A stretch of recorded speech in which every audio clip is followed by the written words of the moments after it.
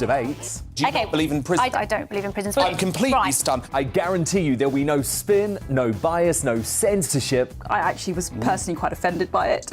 And no reason to go to bed. So I guess they've always been quite woke. That's Dan Wootton tonight on TV, radio and online, Monday to Thursday from 9 p.m. till 11 p.m. on GB News, the People's Channel, Britain's news channel. You've probably seen politicians interviewed 1,000 times, but we do it differently. We find out who they really are, we don't shout, we chat, and hopefully we bring a bit of light, not just heat. Did you know Kate Moss? Apparently. Do you have a pair of jeans or a pair of jeans? No, of course I don't. What would I do with them? My friends are like, oh my God, what's she doing now? Join me every Sunday at 6 for Gloria Meets, only on GB News, the People's Channel, Britain's news channel. Start the day with GB News. We catch up on all the big stories you didn't hear the night before. And take a look at what the world's talking about this morning. That's right, Monday to Thursdays from 6 o'clock. It's Breakfast with Eamon and Isabel. Straight after breakfast, join us, Bev Turner and Andrew Pearce. We're going to take you through till noon. We'll be tackling the big topics of the day, including the things that the other channels just won't talk about. If it's happening here. Wake up to mornings on GB News, the People's Channel, Britain's news channel.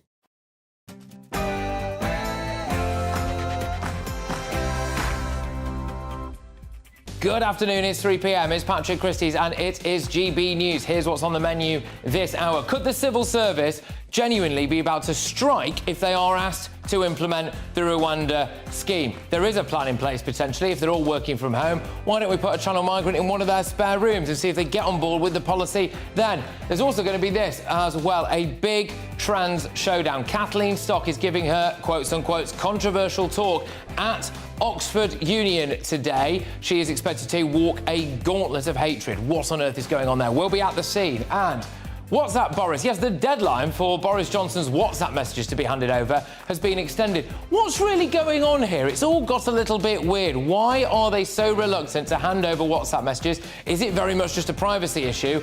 Or are Sunak and co trying to hide something? And finally, 80 Albanian migrants, some of whom came across the channel, have already been jailed for a total of 130 years so far this year. What is going on? Is this another example of us risking public health and safety through lax border policy? It's going to be a big hour.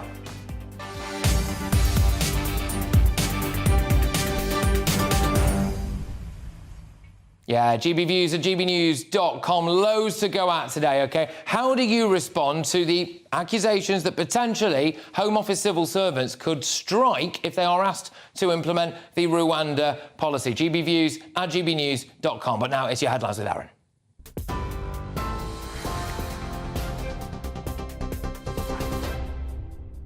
Good afternoon. It's 3:01. Let's get the headlines from the GB newsroom. Downing Street is rejecting claims of a cover-up as the COVID-19 inquiry extended the deadline for the government to hand over Boris Johnson's unredacted WhatsApp messages.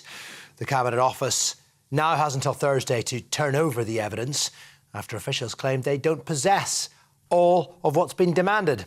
It previously argued the material was irrelevant. Labour's Deputy Leader Angela Rayner says the delaying tactics show this is a government with much to hide. But the Prime Minister has defended their approach. Government's handed over tens and tens of thousands of documents in a spirit of candour and transparency because it is important that we learn the lessons of COVID. With regard to the particular question at the moment, we're carefully considering next steps, but the government is confident in its position. Meanwhile, the Prime Minister will meet President Joe Biden in Washington next week to discuss trade, climate action and the war in Ukraine. Downing Street, though, says the UK is not pursuing a full trade agreement with the United States. Eamon Holmes says Holly Willoughby should follow Philip Schofield out of the door of This Morning and has predicted she won't return to the programme. Schofield resigned from the broadcaster and was dropped by his agency after admitting to an affair with a young male colleague on the programme.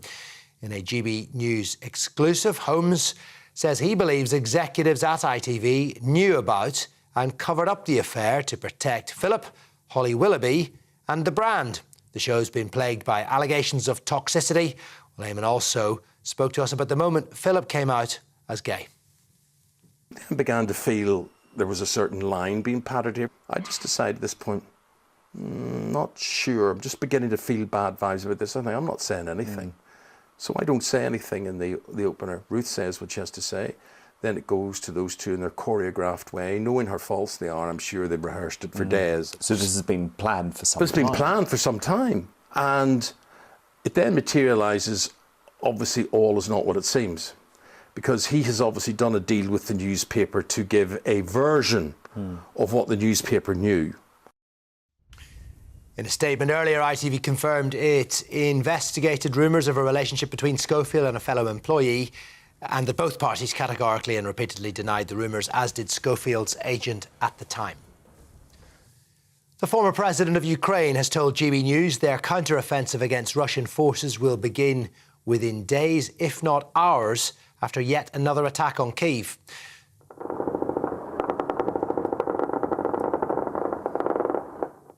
Ukrainian authorities say more than 20 drones were intercepted, but at least one person has been killed.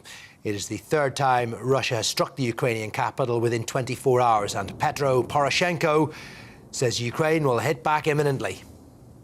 It would start, if not within hours, but definitely within days. But Russia should know that this is not a Second World War. This is the modern war, and Russia should understand that Ukraine can launch it's not a counter-offensive. This is our offensive operation that should start any moment, at any place. A rare drone attack in Moscow has damaged several buildings in the Russian capital. The Kremlin claims it shot down all 8 drones and has described it as a terrorist strike. President Putin says the attack was on civilian targets. The Prime Minister says plans to restrict the marketing of vapes will prevent what he calls the unacceptable targeting of young people. Ministers say they will close a legal loophole allowing retailers to give free samples to children in England. They'll also consider banning nicotine-free vapes being sold to under 18s. The director of the UK's largest e-cigarette and vaping retailer, Doug Mutter, says it's a welcome step, but tough action and policing is needed. We want actually to push further and ask for tough sanctions to follow up the statement where we bring in fines of up to £10,000 per instance, because the fines are not happening. This loophole needs closed out, and we need to stop these products being accessible to children. This is GB News. We'll bring you more as it happens, but now it's over to Patrick.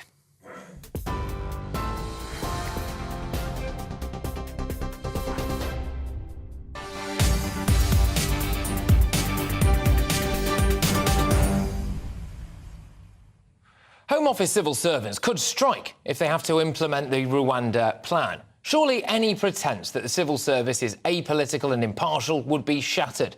The Blob say they believe it to be unlawful. Well, that's cute, because the High Court doesn't think it is. And that's what really matters.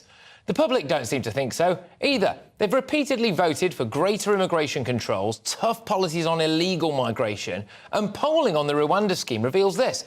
47% of the public supported the Rwanda asylum plan, compared to just 26% who opposed it, and 48% thought it would be effective in deterring people smugglers from trying to get asylum seekers to cross. 40% did not. So basically, more people support it and think it will work than don't.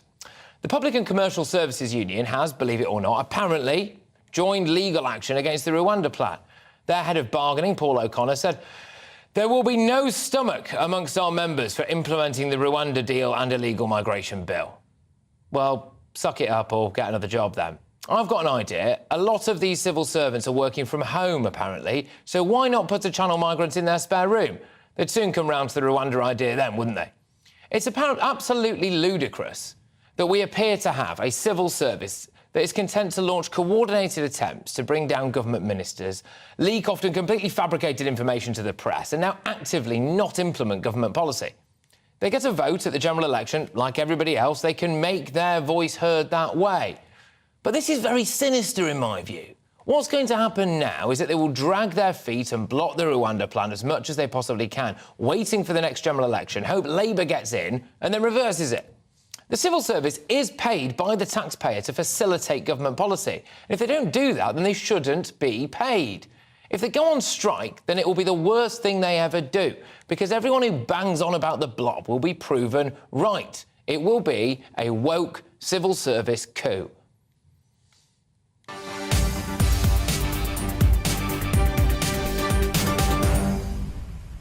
Well, that's what I think. I want to hear from you. You can email me, gbviews@gbnews.com, and I hope to hear from you on that. I am joined now, though, by our Deputy Political Editor, Tom Harwood, for a bit more on this. And, Tom, thank you very, very much. I mean, can this seriously be true, Tom, that the civil service, or the Home Office division of it, at least, is considering strike action over having to implement a government policy? Well, that seems to be the case, Patrick, and it isn't all that extraordinary to many people who work in the building behind me. Many Conservative MPs feel like the civil service just has not been willing to implement the policy that they decide. And we've spoken to many cabinet ministers and indeed former cabinet ministers over the last 5 or 6 years who have said something similar. Not that the entire civil service is working against the government, but that there are pockets within it that simply are resistant to implementing government policy. And frankly, the power of the civil service has grown in recent years due to the turnover in government. What one senior insider was telling me very recently was that the civil service tend to sit on their own plans, hoping that a new minister will come along. And then when that new minister comes along, they'll put in front of that new minister their plans that they wanted all along, saying, well, we should really look like we're doing something, we should do this. And the fact that we've had so much government turnover, so many new cabinet ministers, not enough longevity in these posts in recent years, has really expanded that power of those within the civil service who some claim to have their own agenda. Now, Tom, look, I am obviously going to be focusing on this issue throughout the course of the show, which is that it would appear that the civil service potentially has given up any pretence, pretty much, of being impartial, and the idea that people who call it the blob are some kind of ridiculous conspiracy theories may well actually indeed be true. Tom, just before I return to this, I understand that there is a little bit of breaking news. Is that right that you want to give us now? What is it? I'm not sure exactly what breaking news you're referring to, Patrick. Can you give me a steer? Don't worry. No, we'll go back to it. I believe there was something about Oliver Dowden, but we'll go back to it, Tom, if that's okay for you. Yeah, Patrick, I can tell you that not exactly breaking news, but a greater level of understanding with regard to what's been going on with this row between the Cabinet Office and indeed the COVID inquiry and Boris Johnson. Now, I understand that this phone call that had been planned between Rishi Sunak and Boris Johnson to smooth over some of those concerns around whether it's diaries and WhatsApps ending up in the press or in the hands of the police, or indeed irrelevant issues to the COVID inquiry ending up in the hands of the COVID inquiry. That phone call that had been planned was cancelled by Oliver Dowden. And I understand that the reason why this phone call was cancelled by Oliver Dowden is that Oliver Dowden feels aggrieved. The Deputy Prime Minister feels aggrieved that there was briefing against him in the press. People around Boris Johnson seem to believe that Mr. Dowden was responsible for allowing some of these leaks that have ended up in the hands of the press and indeed the police, and he has taken against what he perceives as that kind of briefing. It really is not any sort of exaggeration to suggest there is a really brewing, if indeed bubbling over, war of words now, and indeed actions between many within the Conservative Party, those around Boris Johnson and indeed those around Oliver Dowden. Look, Tom, thank you, and sorry for springing that on you. Tom Harwood there, our deputy political editor, is outside the House of Commons. Look, both of those stories we're going to be doing a lot on, because when it comes to the civil service apparently threatening to go on strike over implementing the Rwanda plan, I don't really think that's their job. In fact, I know it quite literally is not their job, is it? And that is a massive concern and should be a huge concern for people. Would it not be the tail wagging the dog? But that other big topic, and we're keeping our eyes and ears very, very closely looking at this particular situation now, which is about these WhatsApp messages and the deadline for the WhatsApp messages, and whether or not Boris Johnson's unredacted messages are indeed going to be sent over, of course, to the community committee there. Anyway, joining me very shortly is the director of the Centre for Migration and Economic Prosperity and former MEP Stephen Wolfe, who I'm hoping we're going to be talking to in just a matter of moments, and that is going to be about whether or not the civil service are well within their rights or otherwise to decide to drag their feet and go on strike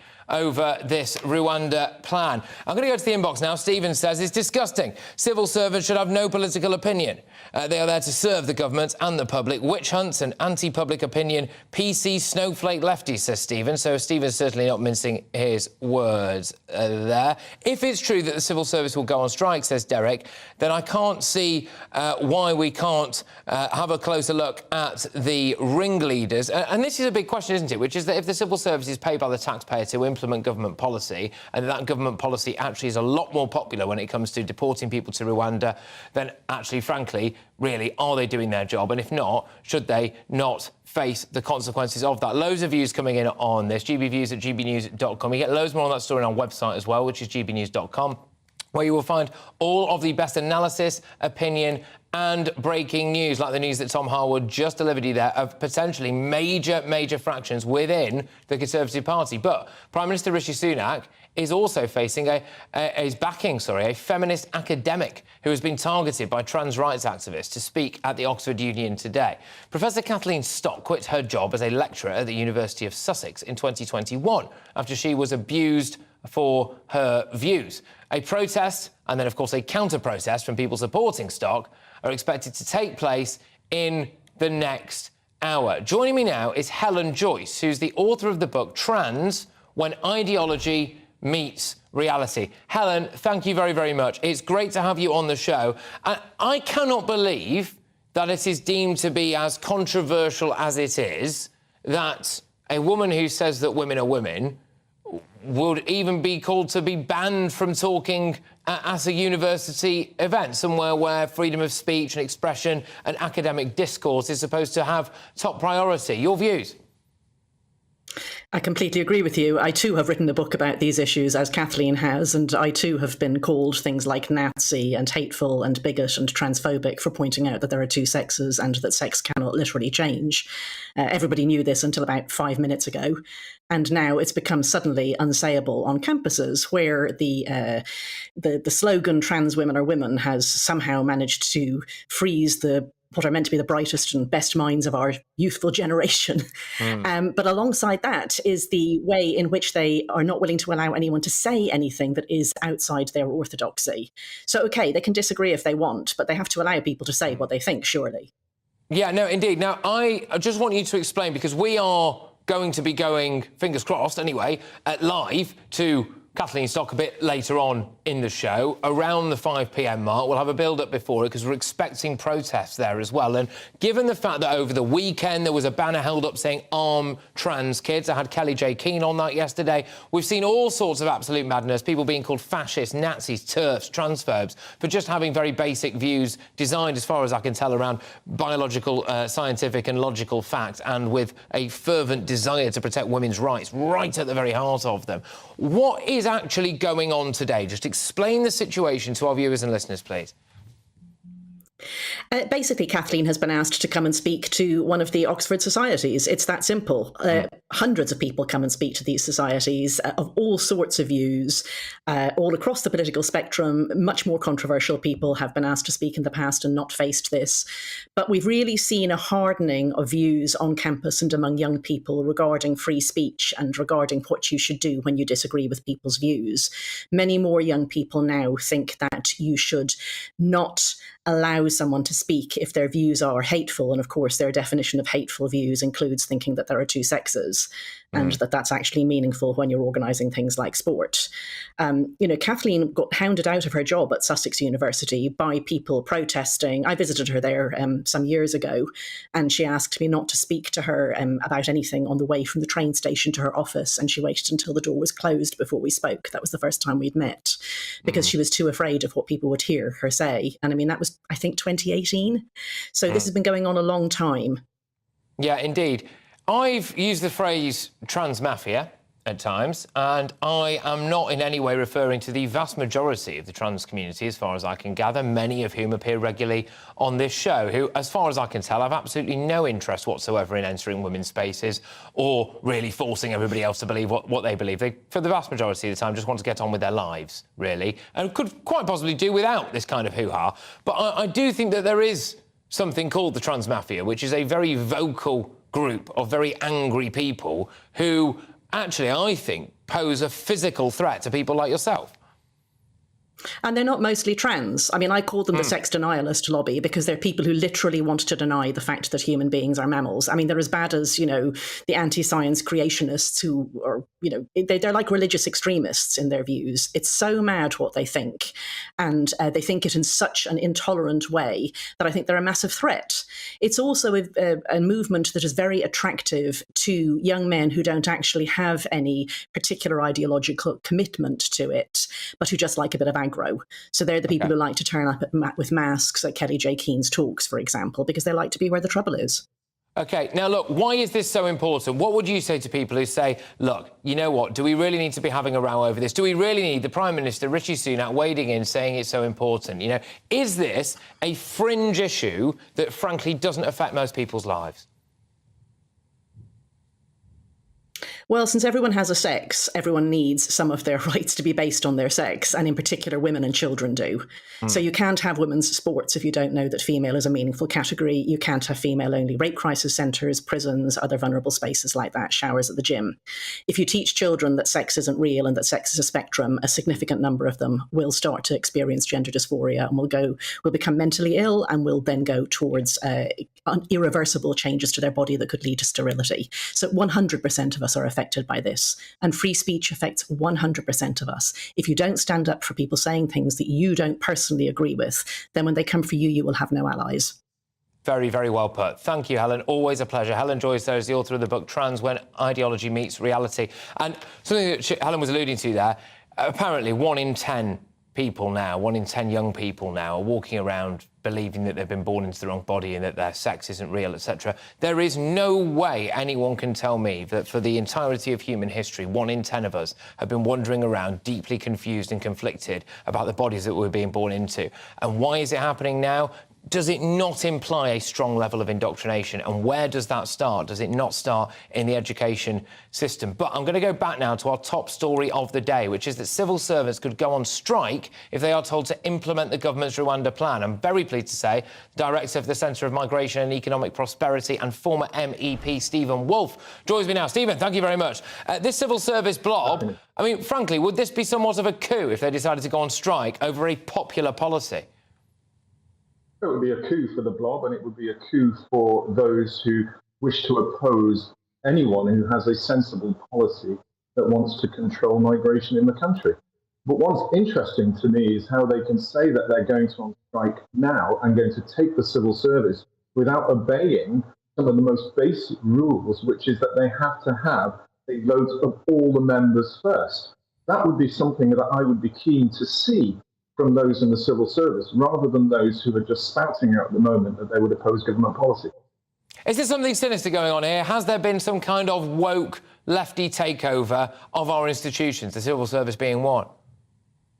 Well, I think when you look at this, and this has been a continual issue at the Home Office, that small groups or maybe the large civil servants have been attacking Home Office policy. But we saw it recently at the Equality and Human Rights Commission, where we now know a group calling themselves the Golden Group or the Golden Angels, who decided to attack the CEO because they wanted to have a more balanced diversity program. We've seen briefings against Priti Patel, Suella Braverman, and many Conservative ministers from within the civil service, and those attacking us. So if those in the civil service want to be seen as equal, fair, and just. They need to root out those people within it who are attempting to bring down governments or deny government policy.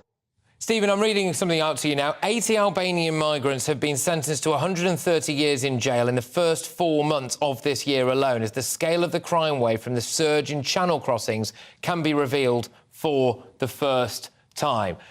I mean, this is just the reality, is it not? That if we do not know who is coming over, or we leave ourselves open to people who are frankly just taking the mickey out of us, we end up less safe in this country. And I think that those civil servants would do well to remember that, because if they're all working from home, I'm sure they've all got a spare room, the majority of them, and I think they'd get full square behind this Rwanda plan if we put a channel migrant in there with them. Well, I would be actually supporting you, because I remember way back in January, Patrick, you and I were talking about the dangers of having uncontrolled migration from the channel and not being monitored and controlled at that time. And now we can see it in real evidence of the convictions that are going on. We also were aware of our senior spy agencies and also our policing agencies that were also saying they were deeply troubled by the rise of the Albanian gangs in cocaine, in marijuana, in people trafficking. And we're now seeing real evidence of that. And what I would say to people who oppose government policy to remove criminals is remember the flights that they stopped last year, which included those who were charged with serious offences of assault, rape, and murder and manslaughter. And they removed people off that plane, and some of them went on to commit even more serious crimes. Stephen, thank you. Always a pleasure. Stephen Wolfe there, Director at the Centre for Migration and Economic Prosperity, former MEP. Quick email from Claude. I'm a retired civil servant, Patrick, and I will happily return to serve the government in implementing these policies. Claude, I think you need to polish your shoes and get back around the civil service, my good man. GBviews at gbnews.com. Moving on, Eamon Holmes has accused ITV of a total cover-up over the Philip Schofield scandal. But I'm asking, how did Holly Willoughby not know what was going on? I'm Patrick Christys on GB News, Britain's news channel. First and foremost, I'm a GB News fan, and I was before I was working here. Just love the fact that we're asking the questions that a lot of establishment media won't ask. With a bit of a twist, we not only want to inform you, but we want to keep you entertained. It's worth the drive, because you get in and the team's all ready and waiting, they're itching to go, and it's a proper little family. GB News is the people's channel. It's the audience that makes the programme sing. We're giving our viewers and our listeners a voice. I see the thousands of your letters, tweets, emails, you name it, coming in. Britain is broken. How on earth did we get into this mess? But more importantly, how do we get out of it? The establishment had their chance. Now we're here to represent you. It's time for something different. It's time for GB News. I'm very patriotic. I believe in Britain. Our best days lie ahead. Britain's watching. Britain's watching. Join us here on GB News. The People's Channel. Britain's news channel. I'm Simon Evans. Join me on GB News for Headliners at 11 p.m. What's the scoop? I'll be joined by two of the country's top comedians. That's right. As we take a look at tomorrow's newspapers tonight. We're going to get into trouble. If it's a big story, we'll be covering it. Spill some tea on him. There we go. But we'll also have some fun. I wouldn't stick up a bank. My father didn't love me. So anyway. Headliners every night from 11 on GB News, the People's Channel, Britain's news channel. Westminster is going around in ever-decreasing circles, followed by the media. Britain is broken. How on earth did we get into this mess? But more importantly, how do we get out of it? Join me at 7 p.m, Mondays to Thursdays on Farage, here on GB News. We will have open, rational debate. We've got to work out how Britain moves forward from this. Join us here on GB News, the People's Channel. Britain is watching. I'm Andrew Doyle. Join me at 7 o'clock every Sunday night for Free Speech Nation, the show where I tackle the week's biggest stories in politics and current affairs with the help of my two comedian panellists and a variety of special guests. Free Speech Nation, Sunday nights from 7 on GB News, the People's Channel, Britain's news channel. Monday to Thursday nights on GB News. At 6, it's Deebs & Co. 7 o'clock, Farage. At 8, join Jacob Rees-Mogg. And at 9, Dan Wootton Tonight, followed by Headliners on TV, radio and online. This is GB News.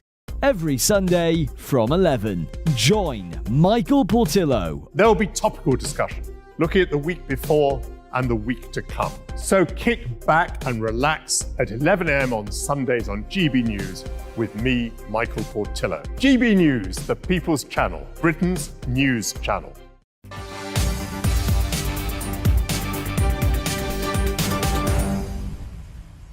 Welcome back. In a few minutes, I will discuss the Albanian migrant crime wave that has swept the country, and I will focus on the row over Boris Johnson's WhatsApp controversy. Should private messages sent by a Prime Minister be made public? I've got a sneaky suspicion there is something else going on behind the scenes here that needs some kind of cover-up. But the Philip Schofield scandal rumbles on today. The Coven presenting lineup of this morning, as well as Philip himself, who quit the channel last week, have appeared to rubbish these claims that it's a toxic place to work. It's after the show's former resident doctor, Dr. Ranj Singh, says that he raised concerns about bullying and discrimination 2 years ago.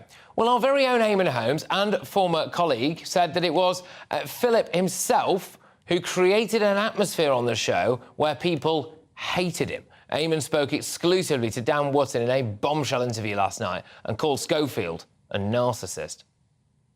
In life, I've always had this belief that a lie unchallenged becomes the truth. So, although I don't want to stand up to Schofield constantly pointing out where he's lying, I feel I have to.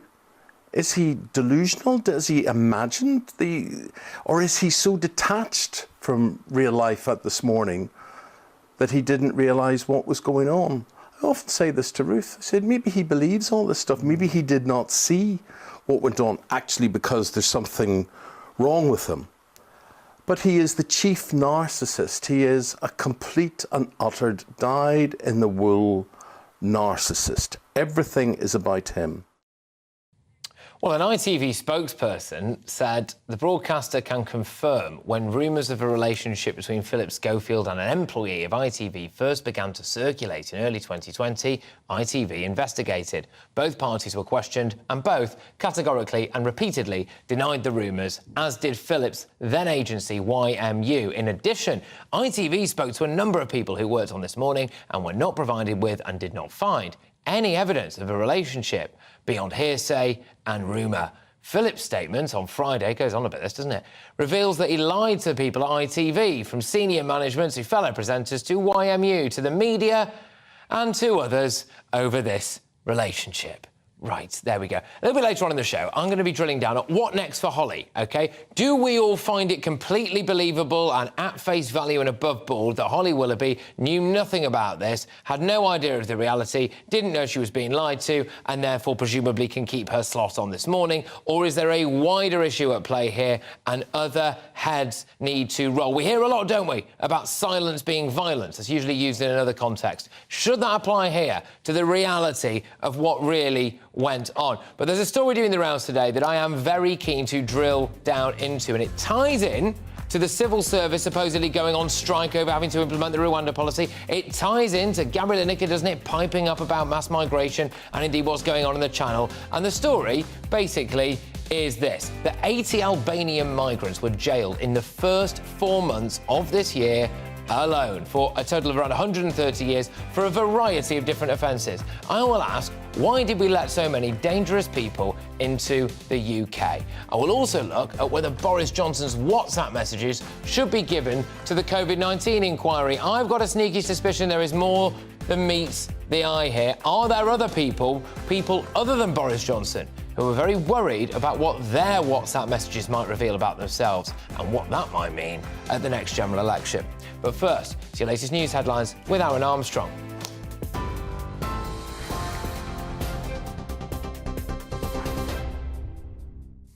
It is 3:32. I'm Aaron Armstrong in the GB newsroom. Well, as you've been hearing, Downing Street has rejected claims of a cover-up as the COVID-19 inquiry extended the deadline for the government to hand over to Boris Johnson's unredacted WhatsApp messages.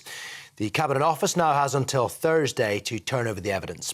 Officials say they do not possess all the documents demanded, having previously argued the material was irrelevant. Labour's Deputy Leader, Angela Reynes, says the delaying tactics show this is a government with much to hide, but the Prime Minister has defended their approach. Government's handed over tens and tens of thousands of documents in a spirit of candour and transparency, because it is important that we learn the lessons of COVID. With regard to the particular question at the moment, we're carefully considering next steps, but the government is confident in its position. Wyman Holmes has alleged there was a total cover-up of Philip Schofield's affair with a much younger male colleague at ITV's This Morning. Schofield quit the show on Friday and was dropped by his agency after admitting to an unwise but not illegal affair. In a GB News exclusive, the former This Morning host claims executives at ITV knew about the affair and covered it up to protect Philip, Holly Willoughby and the brand. I didn't know anything. I heard some rumours. Where were you going to go to with these rumours? Who? You know, everyone was Team Philip and Holly. And they were there together, they were seen together, they were the brand. And ITV confirmed in a statement earlier it investigated rumours of a relationship between Schofield and a fellow employee, and that both parties categorically and repeatedly denied the rumours, as did Schofield's agent at the time. You can watch the full interview on Dan Witten tonight from 9 o'clock. And more on all of our stories on our website, gbnews.com.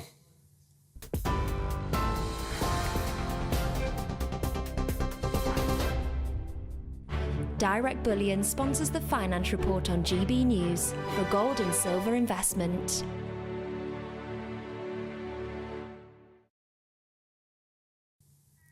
And a quick snapshot of the markets before they close in about an hour's time. The pound will buy you $1.2425 and 1.1580 euros. The price of gold, £1,571 and 25 pence per ounce. And the FTSE 100 is at 7,557 points. Direct Bullion sponsors the Finance Report on GB News for gold and silver investment.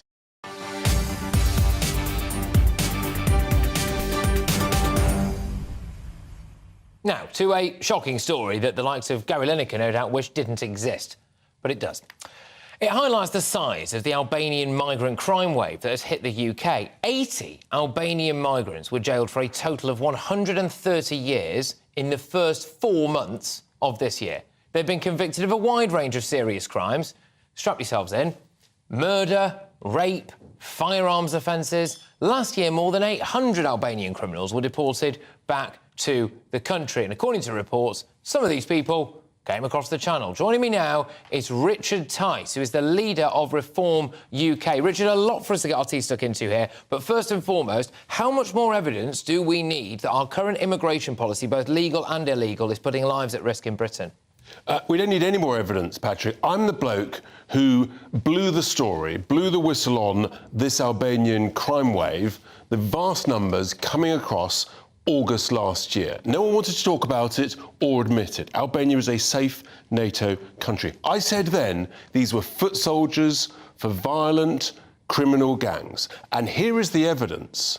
And the first rule of government is to protect the safety of British citizens. We now have the evidence that, in fact, the National Crime Agency has said a significant number, i.e. over half, are involved in serious criminal activity. You've read out the horrific list of crimes. This is a national security threat. No ifs, no buts. Article 9 of the UN 51 Convention makes it absolutely clear we have the right to declare a national security threat. That's what this is. This has to stop, and it only stops when the British Border Force and the Royal Navy are told you pick everybody up, every single one, and you safely take them back to France. I think people will go absolutely nuts at these outrageous figures.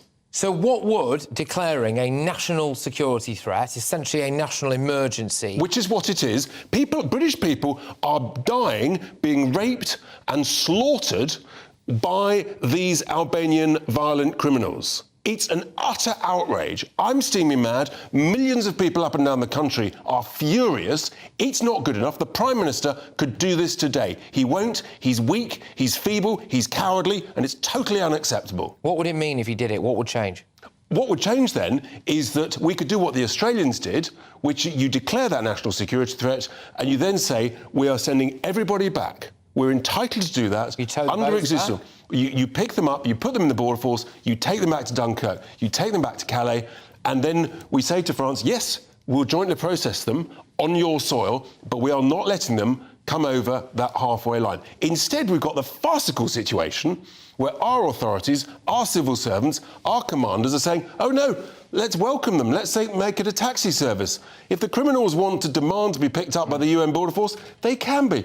This is dangerous. It is a security threat to decent, law-abiding, tax-paying people in this country who've had enough. You know what I think is really criminal? Which is the fact that now they're saying, well, the number of Albanians coming across the channel has massively dropped.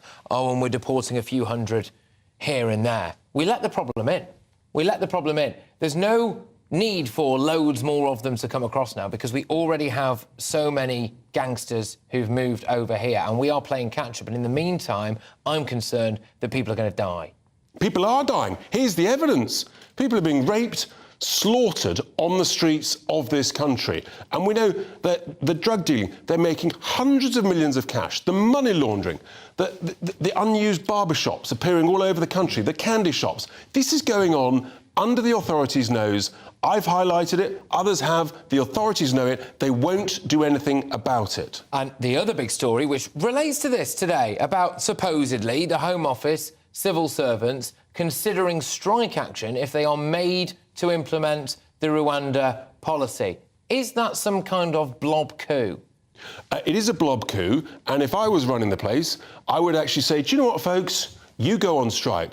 You're all in breach of contract. You're fired. This is elected government policy. You're all fired. We'll bring in a whole bunch of people who believe in the policy, who will enact it, who will get it done. I tell you what, if I was in charge, I could bring in 50 people and we would get this sorted, we'd get it cleaned up, we'd get it done and dusted, and most importantly of all, the British people would be protected and would be kept safe. OK, why isn't Rishi Sunak just doing what you're saying? Because he's weak. He doesn't understand it. It doesn't affect his life. He's a coward. And he's in hock, frankly. He's scared of the blob. And he's in hock to the Social Democrats that have taken over the Conservative Party. Can I just ask you a question, another Boris-related question? I hope you don't mind me asking this, really, but it's in relation, of course, to the WhatsApp messages that Boris is apparently, or the Cabinet Office or whoever, is quite difficult to tell these days, is apparently unwilling to hand over. I have my suspicions with that may be less of a Boris issue and more about what some of those messages may highlight about some other people, because supposedly these are messages between Boris Johnson and 40 people, including our current Prime Minister, Rishi Sunak. What's your take on it? Because I know exactly what the take is, because, as you know, my other half, Isabel... I'm glad you raised right? Basically, she exposed the WhatsApp messages. Yes. She has done this country a major public service. The chair of the inquiry has used that, has now got a backbone, thanks to the rod of those WhatsApp messages. Supposedly, she's been given them by Matt Hancock. Let's wait and see. Where's the month of March that Matt Hancock hid? I think they're all terrified. They've all got something to hide. Do you know what? The whole of this inquiry could be cut short. We could save hundreds of millions of pounds, years of the life of this inquiry. Just look at the WhatsApp messages. But what are they? You'll learn what they will reveal is that it was basically government by WhatsApp. That's fine. There was a crisis. You can cope with that.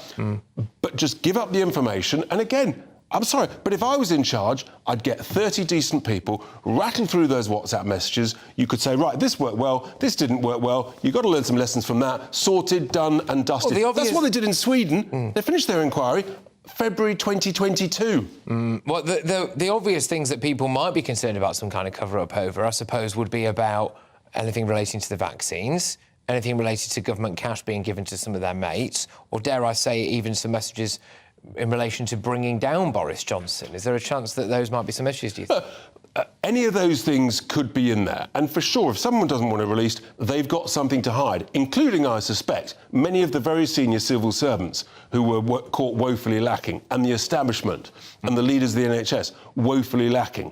And I suspect we would see the flip-flopping and the fact that, contrary to what we were told at the time, that they were following the science, what we learned just from Hancock's WhatsApps was that actually many of the judgments were to protect their own skins, protect their own backsides, and it was based on the politics, not the scientific advice that they chose to listen to. That's why it's so important. We get the lot, and it's just not good enough for this inquiry to take a decade, which is what it's currently trend. You could do this so much quicker. Just look at these messages. The irony, Patrick, that you've got the government potentially suing the inquiry that was set up by the government. This is what people find fascinating. Is this a classic case of the government going, right, let's buy ourselves a bit of time, we're going to have an inquiry, and then someone goes, right, it's time for the inquiry, and they go, flipping heck, what are we going to do now? But because actually, you've now got a chair of the inquiry that's going to do the job they're appointed to do. They might even do the job properly. They might do a good job. All of a sudden, a bunch of civil servants that are not doing the job properly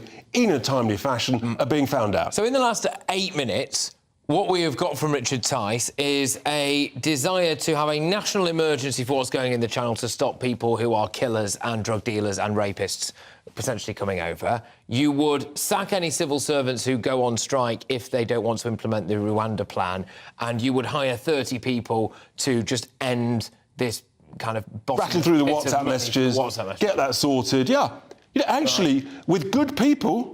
It's not that difficult to run a business and, frankly, to run a country. But you need good people. This country hasn't got good people running it, and that's why we're in the mess we're in. Richard Tice, thank you very much. As the leader of Reform UK, get your views coming in. No doubt they will be coming in thick and fast. gbviews@gbnews.com. Richard, take care. Now, we've just been talking about this subject. I'm going to hold a debate, actually. Yes, should messages sent by Boris Johnson during the pandemic be given to the COVID-19 inquiry? For all those people with their heads in their hands now going, oh, God, can't we bother to revisit lockdown? I think it's a Boris Johnson witch hunt. Yeah, all right, I get that. Hold your horses. This is important, OK? Because this smacks, I think, of whether or not the government is trying to hide something else, whether or not people who are currently in government are more worried than Boris Johnson about what might be in these WhatsApp messages, what might be revealed, and whether or not they're going to get a fair hearing. I'm Patrick Christys on GB News, Britain's news channel. It's all about family, being in people's living rooms, all the interaction and getting to know who our viewers and listeners are. When I was young, my dad used to say, Nana, stop arguing. I wanted an outlet that would enable me to give my opinion. People are going through a really hard time right now, and I know that you don't feel like you're being listened to by the establishment. I came to GB News because it's the People's Channel, and I want the audience to have their say on the events of the day. We're dynamic. We do something different. Democracy shows that the wisdom of the nation is in its people. I get to travel to find out what the story is from a personal perspective. The British people aren't fools. We know when we're not being told the full story. We've got to work out how Britain moves forward from this. It's the best country in the world. The establishment had their chance. Now we're here to represent your views.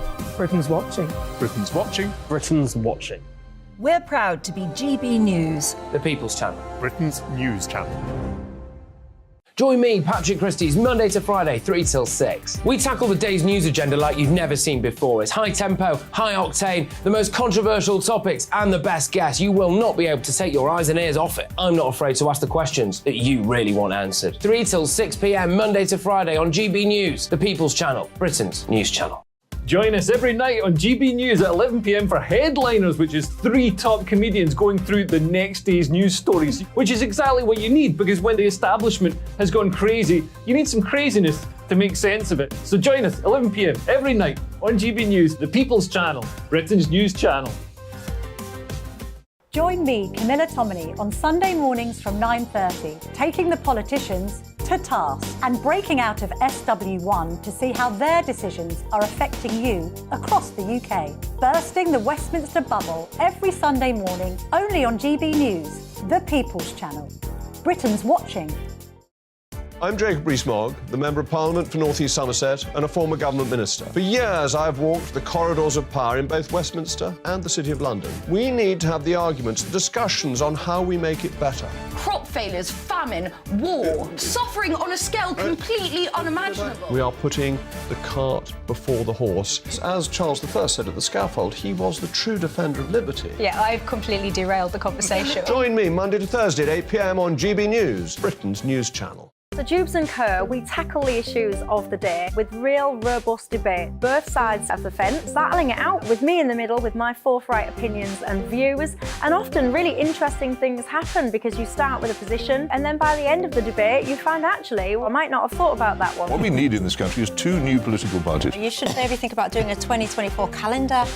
I'm Michelle Dewberry and I'm keeping you company right through until 7 o'clock this evening. GB News, the People's Channel, Britain's watching.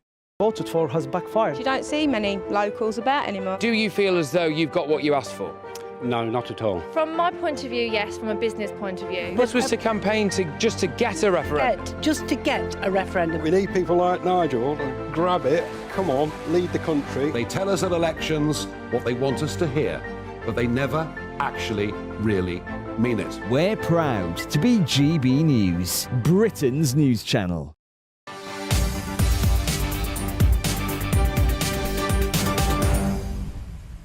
Welcome back. At 4 o'clock, I will have lots more on the shock news that civil servants could go on strike to stop sending migrants to Rwanda. But Downing Street has rejected claims of a cover-up as the COVID-19 inquiry extended the deadline for the government to hand over Boris Johnson's unredacted WhatsApp messages and notebooks. As today's deadline approached, the Cabinet Office was given until 4 p.m. on Thursday to turn over the evidence after officials claimed that they do not possess all of the documents demanded. And also, for what it's worth, that a lot of it isn't relevant, which I think is important.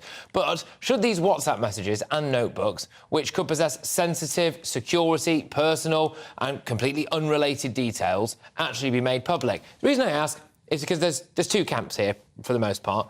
I'm oversimplifying this, but there are the people who just want all the information out there and think that there was a huge amount of scandals to be had in relation to lockdowns and the science and the vaccines and all of this. Fair enough, OK. And they want all of that out there. There are also people who think that there is an epic kind of witch hunt and stitch-up going on that is got politically motivated undertones to it. And so it does divide people, this. Joining me now is the former Conservative MP Neil Parish and former Labour MP Dennis McShane.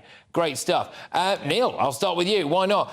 Should the Cabinet Office be handing over every single thing, every single diary entry, every single WhatsApp message, unredacted? Do we need to know? No, I don't, actually. I don't think we should. They shouldn't hand it all over because I think government acts on, we had a pandemic, we had all sorts of things being dealt with and a lot going on. A lot of messages were passing from one minister to another, from Boris to others. And I think, this idea that we have to see absolutely everything, I think it's just a huge media and Westminster bubble. And I think a lot of the public say, just get on and govern. We don't actually need an inquiry to go into every depth. And surely there must be some things that can be allowed to be private. What are we doing? Are we, we have never actually done this before in government, is actually take everything out and wash it. And then is it clean? And I think, yes, there's problems there, I suspect. And yes, they need a lot of information. But do they need everything? No. And is there a bit of a witch hunt going on? Yes,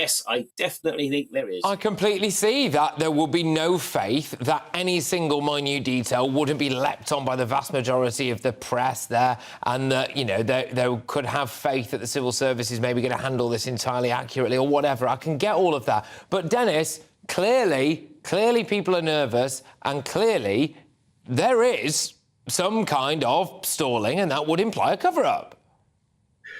That's what I think the whole country thinks. It's an astonishing decision by Rishi Sunak. Don't blame the blob, Patrick. This is Rishi Sunak's weakness again. 226,700 people, 226,000 people died with COVID-19 on their death certificate during the pandemic. We have an absolute, not right, we have a duty as a nation to explore every aspect of it. You and GB News, other programmes, have questioned much of how COVID-19 pandemic was handled, rightly so in my view.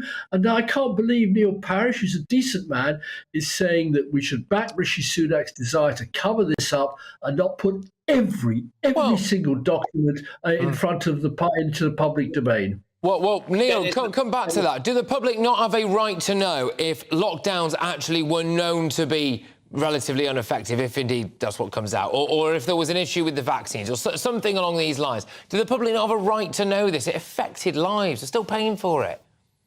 Yeah, I mean, what I would say to Dennis is that we all accept the huge amount of life that was lost, and everybody is upset about that. So I wouldn't back away from what he said on that at all. But I do actually think there comes a moment when you're actually in government to have to make decisions, do them very quickly, all the way through. Whether it's protective PPI you needed, whatever it was, whether it was vaccines, all of these things had to be dealt with, and actually some of them actually were dealt with very well. Others there were problem with, and there's no doubt, Boris had a great deal of problems with adhering to the rules, like the rest of the population had. So, lots of things there. But do we actually need to take absolutely everything? No, I don't. Okay. And I think, what are we achieving by it in the end? If we're not careful, we will actually destroy our way of governing. And I think, Dennis, if Labour was in power, they wouldn't have done everything perfectly. And I'm not suggesting for one moment our regime did everything perfectly either, and I'd be the first to admit that. But I think we've got to be careful that we don't actually destroy the whole process. Dennis, why would Boris Johnson want to do anything these days? He's been dragged through the mud, unfairly so in many people's book. He's been hounded by the media. He wasn't given a fair hearing at the time. The civil service appears to be pretty dead against doing anything that the government wants them to do at the moment, if reports are to be believed. He's already been hauled over the coals by an inquiry. You've seen what's happened to Dominic Raab, for goodness sake. I mean, he should be keeping his WhatsApp messages firmly in his own pocket, shouldn't he? Well, he certainly seems to have plenty of time to go over to Las Vegas and join the sort of strip joints there and make a huge amount of money, millions of dollars, chatting up right-wing Americans. If he would have still... Dennis, just to say... No, Dennis, I'm going to push back on this because he would still be Prime Minister of this country not doing that if he hadn't been hounded out. If he gets absolutely, utterly hounded out, then he's well within his rights to go to Las Vegas. It'd be one of the few people to come back from Las Vegas with more money than he went with. We live in a thing called a parliamentary democracy. You didn't hound him out. I didn't. Neil didn't. It was Rishi Sunak, Sajid Javid, and all the Tory MPs who said this man now is such a liar. We've known that all along. He can't stay as Prime Minister. Now, look, the Iraq, this is the second biggest inquiry. It's going on far too long, in my view. Other countries have completed their COVID inquiries. But this is the biggest one since the Iraq War. And I don't remember anybody saying that any document that Tony Blair's name was on it, as a conversation, a minute, a paper, whatever, should be kept from that inquiry because the business of government needs to continue. We need the truth. The nation has the right to the truth. Okay. And it is quite outrageous that Rishi Sunak is now protecting Boris Johnson. I've got to be very quick, Neil, on this, very quick. Rishi Sunak, is it him who's scared? Because he's already got these accusations that he stabbed Boris in the back, and good grief, if some WhatsApp messages come out that paint him in a bad light, he really is finished. I think there may be something there, who knows? But I think the key, I will repeat my argument, Patrick, is that we need to get this inquiry finished and get it done. And I think if we're actually contemplating our navels as much as we are at the moment, we will destroy all government. So let's just get it done and get it done much more quickly, and then we will see. I don't think there's half as much there. This is stuff which everybody loves to make the most of. It's conspiracy theories gone absolutely mad, in my view. Thank you. Well, we'll have to wait and see. Both of you, thank you very much. Good stuff. That's former Conservative MP Neil Parish there, former Labour MP Dennis McShane. Now, it is claimed that civil servants could go on strike to stop migrants being deported to Rwanda and obstruct the government's plans to tackle the small boats crisis. It comes after Albanian murderers were allowed into the country. I'm Patrick Christys on GB News, Britain's news channel.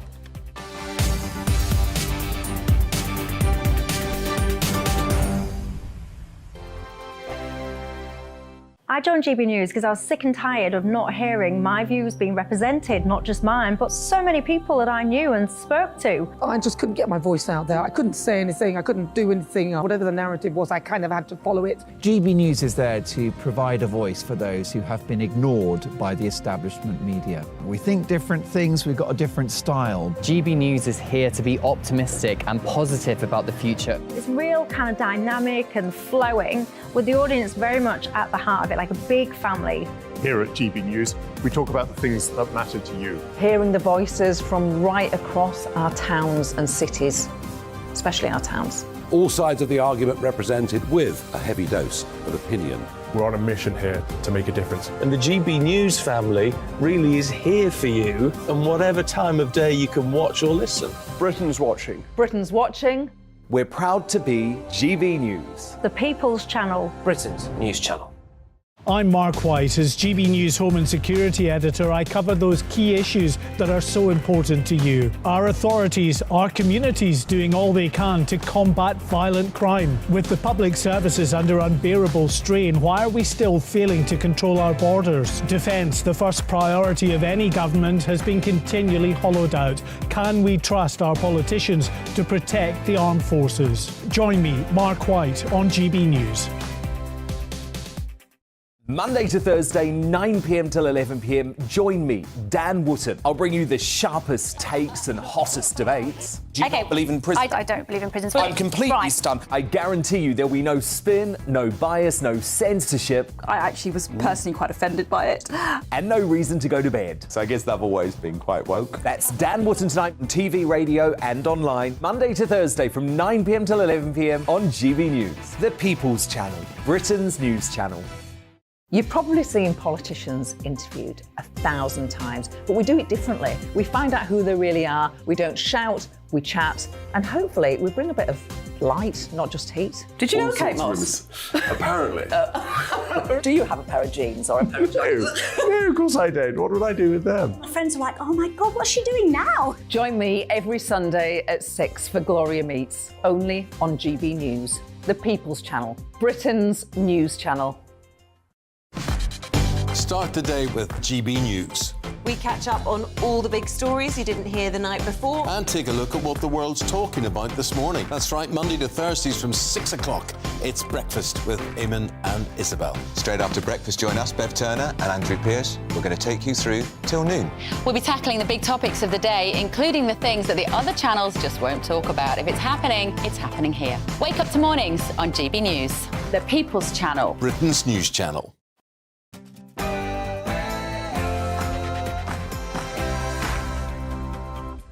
Good afternoon, it's 4 p.m, it's Patrick Christys, it's GB News. Here's what's on the menu this hour. Civil servants potentially going to strike to block the government's Rwanda plan. Is this a woke civil service coup? In other news, it's all hotting up. A trans showdown in Oxford. We will be going to the scene as Kathleen Stock, who basically just thinks that women are women, is going to be running a gauntlet of hate, supposedly. We'll be talking about the latest news from the world of the trans mafia and also WhatsApp Boris. Yes, is there some kind of epic cover-up going on here? Because WhatsApp messages, unredacted, diary entries, etc. from Boris Johnson during the pandemic have not yet, as we understand it, been handed over to the inquiry. If I was Boris Johnson, I would be reluctant to do so, given the witch hunt that's gone on so far. And we all knew it was happening, but now we have it officially. 80 Albanian criminals, some of whom came over the channel, have been sentenced to a total of 130 years in prison in the 4 months of this year. That, ladies and gentlemen, includes things like murder, rape, and firearms offences. What on earth is going on? Patrick Christys on GB News.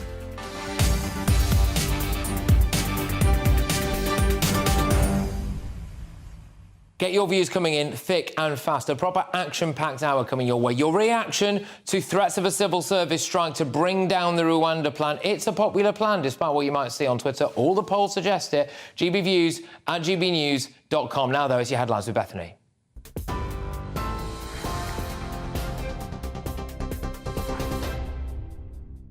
Patrick, thank you. Good afternoon. Here's your latest headlines from the GB newsroom at 4:01.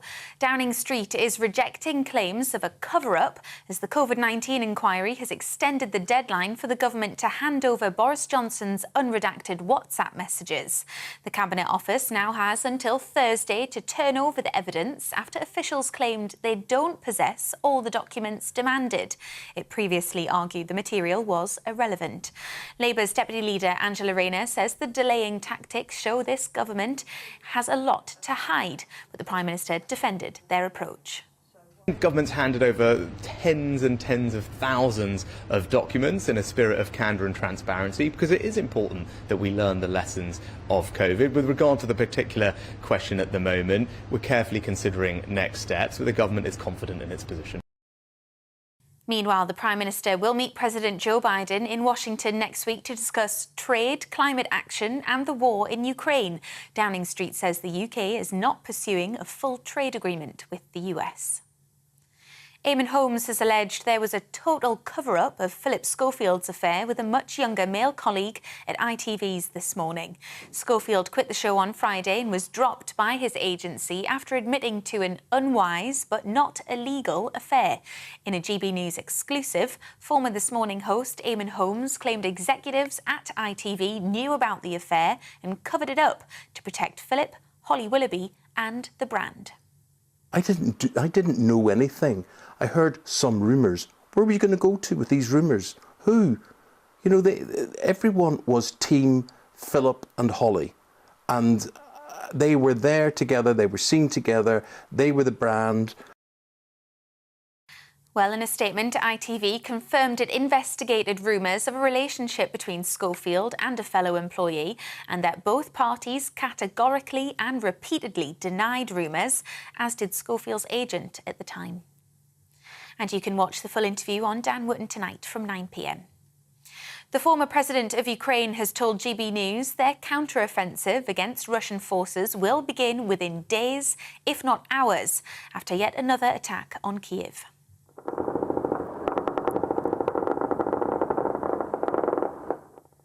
Ukrainian authorities say more than 20 drones were intercepted, but at least one person has been killed. It's the third time Russia's struck the Ukrainian capital in 24 hours. And Petro Poroshenko says Ukraine will hit back imminently. It would start, if not within hours, but definitely within days. But Russia should know that this is not a Second World War. This is the modern war, and Russia should understand that Ukraine can launch it's not a counter-offensive. This is our offensive operation that should start any moment, at any place. Meanwhile, a rare drone attack in Moscow has damaged several buildings and injured 2 people in the Russian capital. The Kremlin claims it shot down all 8 drones and has described it as a terrorist strike. President Putin says the attack targeted civilian infrastructure. The Foreign Secretary is holding talks in Estonia ahead of an informal NATO meeting in Oslo. James Cleverly has stressed the UK's desire for close cooperation on European security. He will also speak to figures from the country's technology sector and visit a school for children of Ukrainian refugees. The Prime Minister says plans to restrict the marketing of vapes will prevent what he called the unacceptable targeting of young people. Ministers say they'll close a legal loophole allowing retailers to give free samples to children in England. They'll also consider banning retailers selling nicotine-free vapes to under 18s. While the director of the UK's largest e-cigarette and vaping retailer, Doug Mutter, says it's a welcome step, but tough action and policing is needed to back it up. We want actually to push further and ask for tough sanctions to follow up the statement where we bring in fines of up to £10,000 per instance, because the fines are not happening. This loophole needs closed out and we need to stop these products being accessible to children. And hospitality businesses are asking the government for more support to help deal with rising costs. Pubs, bars and restaurants say their average bills have increased by 81%. 8 out of every 10 establishments say they're being pushed to breaking point. You're up to date on GB News. Now it's back to Patrick.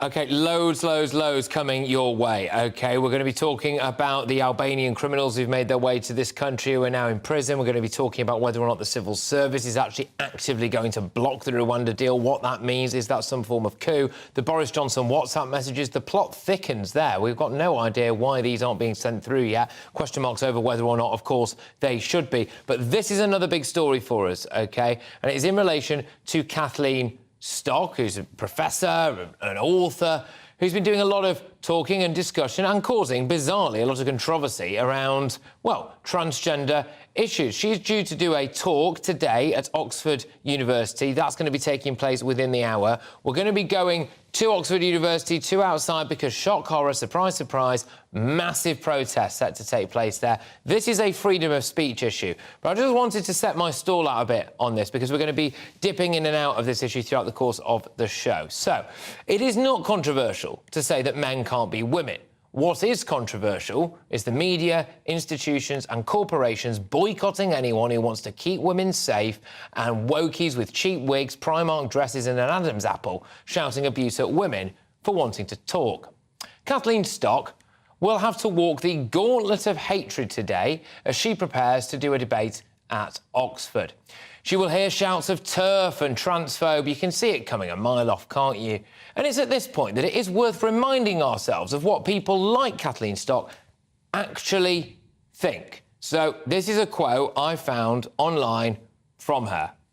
Males with male genitalia, many are sexually attracted to females, and they should not be in places where females undress or sleep in a completely unrestricted way. I gladly and vocally assert the rights of trans people to live their lives freed from fear, violence, harassment, or any discrimination. I think that discussing female rights is compatible with defending these trans rights.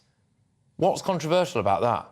A load of very angry trans people who probably still live in their grandmother's basement tried to cancel J.K. Rowling. They even wanted to boycott the latest Harry Potter game, which is utterly pathetic. Again, here is a quote that I found online from J.K. Rowling. I respect every trans person's right to live any way that feels authentic and comfortable to them. I would march with you if you were discriminated against on the basis of being trans. At the same time, my life has been shaped by being female. I do not believe it's hateful to say so. None of this is transphobic. If I said to you that dog over there is actually a cat, and you said, no, it's not, it's a dog, and I cut you out of my friend group, I called your boss to get you sacked, I followed you around in the street shouting abuse at you, told your partner to leave you, sent you death threats and constantly abused you on Twitter, you'd probably think I was a bit weird, wouldn't you? Yeah. So isn't that very similar to what's happening right now? The only people who can stand up for women's rights in relation to the trans mafia these days are people who are so wealthy they can't be cancelled, or people who are willing to pay the price of losing everything, or people who've stopped caring, I suppose. That is why so many people are forced into silence on this. But I am perfectly happy to die on this hill. Why? Well, I'll actually leave it to Kathleen Stock to explain. I don't mind being womansplained to on this. She said, you've got male rapists in female prisons. That causes a lot of upset. You've got children transitioning, doing things to their bodies that they can't take back. That causes upset to their parents. You've got huge numbers of women unable to talk about sex-based rights in their workplaces because they feel stifled. That causes upset. It really is as simple as that.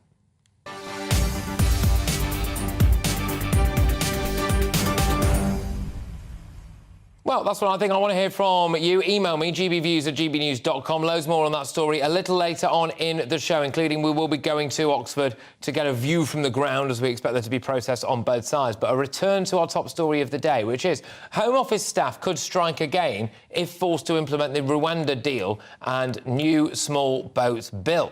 A union official has said that there's no stomach amongst members to sit back and accept measures they believe are unlawful. It will be the latest in a string of strikes by civil servants, with 130,000 people walking out of 132 government departments last month over pay and conditions. But should civil servants obstruct government policy? I'm joined now by our Deputy Political Editor, Tom Harwood. Tom, a lot of taxpayers who pay for the wages of our civil service and who support things like the Rwanda plan and tougher border controls and have voted consistently for it now for at least a couple of generations, might be wondering what on earth is going on. Yes, you'd be absolutely right. Indeed, many people in the building behind me are wondering what on earth is going on. However, it does seem that there is a concerted group within the civil service who views their role as more political than non-political. This was the view certainly of the former Deputy Prime Minister Dominic Raab as he sat down with our own Olivia Utley just a month or so ago, and he told us here on GB News that most civil servants are trying to do their job and are trying to do the right thing, but there is a group, an organised group within the civil service, some might say, who are actively opposed to the work of the government. And certainly we see this in the leadership of trade unions, not always representative of their members, but very often very fervently opposed to the government. And what this trade union official, this organiser for this civil service union, has been saying today will frankly not surprise many of those who have been wading through the work of government over the last 5 or 6 years, seeing roadblocks, frankly, being put in their way by elements of the civil service. Now, of course, the civil service would turn around and say that they do get on and do the work of the government. Indeed, many people within the government have said that some civil servants are absolutely fantastic, have signed trade deals with countries around the world, have negotiated our exit from the European Union, have done all of these things, and many people may say that's true. However, certainly there are Conservative MPs who believe that elements within the civil service, and I stress that, elements, pockets within the civil service, are actively working against the government's agenda. Yes, and I can't help but wonder, Tom, whether or not all of this is actually really kind of within the civil service code. I mean, they, as far as I can gather today, are saying we don't want to be implementing anything that's unlawful. But the High Court has said that the Rwanda plan is lawful. So, I mean, who are they? Precisely. Every legal challenge the Rwanda deal has faced has not struck down the deal itself. What has stopped the planes flying are factors immaterial to the deal with Rwanda. They're about the individuals on board. In fact, that last time that a plane was actually on the tarmac ready to go to Rwanda, legally it could have flown. It's just every single individual on board that plane had a reason to be taken off. It wasn't the fault of the Rwanda deal, it was those individual last-minute interventions, particularly from the ECHR. And so it does raise an eyebrow, or one does raise an eyebrow at the suggestion that this is somehow an unlawful or illegal policy, something that has passed through the House of Commons and indeed the House of Lords, something that is British statute and that has not yet been struck down by a single court. Of course, the High Court is not the highest court in the land. Things may still go to the Supreme Court, but as things stand, this looks like it is very lawful policy. Tom, thank you. Tom Harwood there, our Deputy Political Editor outside Westminster. I think this is absolutely massive, this story, because if it's deemed to be legal and it's voted through Parliament and it has got public support, which again I'll refer you to the opinion polls on this, which shows that more people support the Rwanda scheme than do not support it. That's the latest round of polling that I could find today when I was sitting here. And then if it goes through all of that and the civil service, taxpayer funded, say, sorry, we're not implementing it, that is tantamount to some kind of soft coup, is it not? We cannot live in a country where government policy is dictated to by civil service. No, sorry, we won't do that. Well, no one elects those people. But anyway, you get more on that story. We're going to be returning to that. gbnews.com is our website where you'll be able to find the best analysis and opinion. Patrick, root out the civil servants who are opposing and obstructing government policies and just sack the lot of them, says Peter. Peter, I came up with a policy of my own earlier on. If indeed it is true that a lot of civil servants are now working from home full-time, then I imagine a lot of them might have spare rooms. And I would also imagine that if they started having to house some people who were coming across the channel, they would get behind the Rwanda policy rather quickly. But on to another big story for us. You heard me prattling on about it at the top of this hour. Prime Minister Rishi Sunak is backing a feminist academic who has been targeted by trans rights activists to speak at the Oxford Union today. Professor Kathleen Stock quit her job, was hounded out is a better way of putting it, as a lecturer at the University of Sussex in 2021. She was abused over her views. We are all over this story. I think it's central to freedom of speech, and I think this is going to be a massive issue going forward, playing out in schools and institutions for the next decade or so. It's a key battleground for people. GB News' national reporter, Theo Chikomba, joins us live from Oxford. Theo, thank you very much. We've heard a lot about potential protests, counter-protests. What's going on?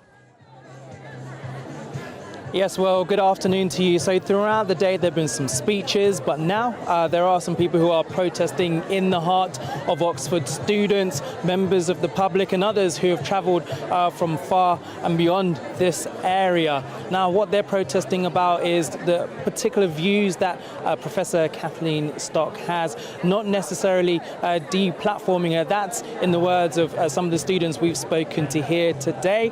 And over the last few hours, many people have been coming to attend this. This afternoon, though, in less than an hour or so, she will be meeting with those who access into the union, where no doubt she'll be asked about some of those things which have been deemed controversial, particularly when it comes to self-identification and, of course, some of those issues regarding transphobia, which she denies herself. Earlier on, we spoke to the president of Oxford University's LGBTQ+ society, and this is what they had to say. Right. Brilliant. So just tell me why you're here today. So we are here to celebrate trans people, to celebrate the joy and life-filled humanity of trans people, trans lives and trans power. We want to make sure that the trans community in Oxford know that we have their back, know that when people come here to demonize them, to incite fear and hate against them, know that there are people who support them and stand for them. We don't oppose Kathleen Stock's freedom of speech. What we oppose is her hateful views and the decision by the Oxford Union to amplify them. And where do we draw the line when you know, there's people who perhaps have different views, but come to have a conversation, essentially? Kathleen Stock has full freedom of speech, and her views are everywhere. They're not under risk. Look at the newspapers, look at Parliament. It's everywhere. That's not a belief that is being persecuted right now. However, what we do need now, and what I think everyone at home can accept, is that what we need is civil conversation. We need kindness and respect to each other. And we need good faith. If you don't come to the debate in good faith, you can't really go anywhere. And I don't believe Kathleen Stock has that. She's just hateful. She's just hostile to us. She does not argue in good faith. Well, with less than an hour to go, let's just show you what's around this square at the moment. Hundreds of students, people who've come from different places across the UK to come in support of what they say is not something that should be discussed at the university, talking about free speech, but also the impact they say it has on the LGBTQ+ community. So in less than an hour or so, Professor Kathleen Stock will be speaking here, and a lot of these people will be heading to the union, which is just around the corner. Theo, thank you very much. This is Theo Chikomba there, who is our national reporter, who will be keeping a very close eye on proceedings there as we await the arrival, of course, of Kathleen Stock and the fallout from that. I have got a feeling that a clip of the head of the Oxford LGBTQ+ union is about to go very viral on our Twitter at GB News, but there we go. Anyway, should Boris Johnson's WhatsApps be given to the COVID-19 inquiry, or should the former Prime Minister's private messages stay private? Now, this might seem a bit like a yesterday story. This might ring a load of bells. Oh, we're banging on about lockdown again. There's more to it than this, OK? Because they were supposed to be handed in at, well, 4 o'clock, which is 20 minutes ago. Supposedly that's not happened. The deadline has been extended. It's not just Boris involved in this, OK? There are messages between him, Rishi Sunak, Dominic Cummings, other people, key figures within the civil service as well, and I do seriously suspect that it is not simply a question of Boris Johnson being worried about what's in these messages, but other people and what that might mean for them when the next general election comes rolling around. I'm Patrick Christys on GB News, Britain's news channel. First and foremost, I am a GB News fan, and I was before I was working here. Just love the fact that we're asking the questions that a lot of establishment media won't ask. With a bit of a twist, we not only want to inform you, but we want to keep you entertained. It's worth the drive because you get in and the team's all ready and waiting, they're itching to go, and it's a proper little family. GB News is the people's channel. It's the audience that makes the programme sing. We're giving our viewers and our listeners a voice. I see the thousands of your letters, tweets, emails, you name it, coming in. Britain is broken. How on earth did we get into this mess? But more importantly, how do we get out of it? The establishment had their chance. Now we're here to represent you. It's time for something different. It's time for GB News. I'm very patriotic. I believe in Britain. Our best days lie ahead. Britain's watching. Britain's watching. Join us here on GB News. The People's Channel. Britain's news channel. Join me, Patrick Christys, Monday to Friday, 3 till 6. We tackle the day's news agenda like you've never seen before. It's high tempo, high octane, the most controversial topics, and the best guests. You will not be able to take your eyes and ears off it. I'm not afraid to ask the questions that you really want answered. 3 till 6 p.m, Monday to Friday on GB News, the People's Channel, Britain's news channel. I'm Andrew Doyle. Join me at 7 o'clock every Sunday night for Free Speech Nation, the show where I tackle the week's biggest stories in politics and current affairs with the help of my 2 comedian panellists and a variety of special guests. Free Speech Nation, Sunday nights from 7 on GB News, the People's Channel, Britain's news channel. Every Sunday from 11. Join Michael Portillo. There'll be topical discussion, looking at the week before and the week to come. So kick back and relax at 11 a.m. on Sundays on GB News with me, Michael Portillo. GB News, the People's Channel, Britain's news channel.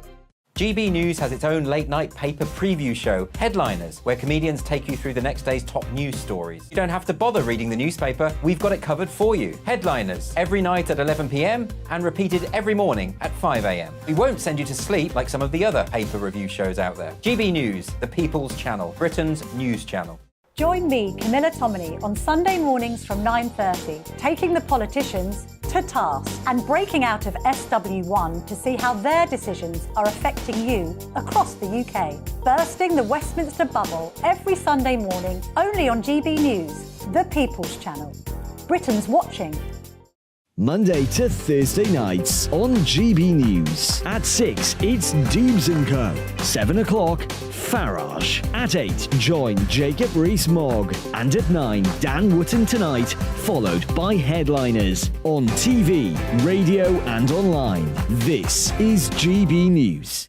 Westminster is going around in ever-decreasing circles, followed by the media. Britain is broken. How on earth did we get into this mess? But more importantly, how do we get out of it? Join me at 7 p.m, Mondays to Thursdays on Farage. Here on GB News, we will have open, rational debate. We've got to work out how Britain moves forward from this. Join us here on GB News, the People's Channel. Britain is watching.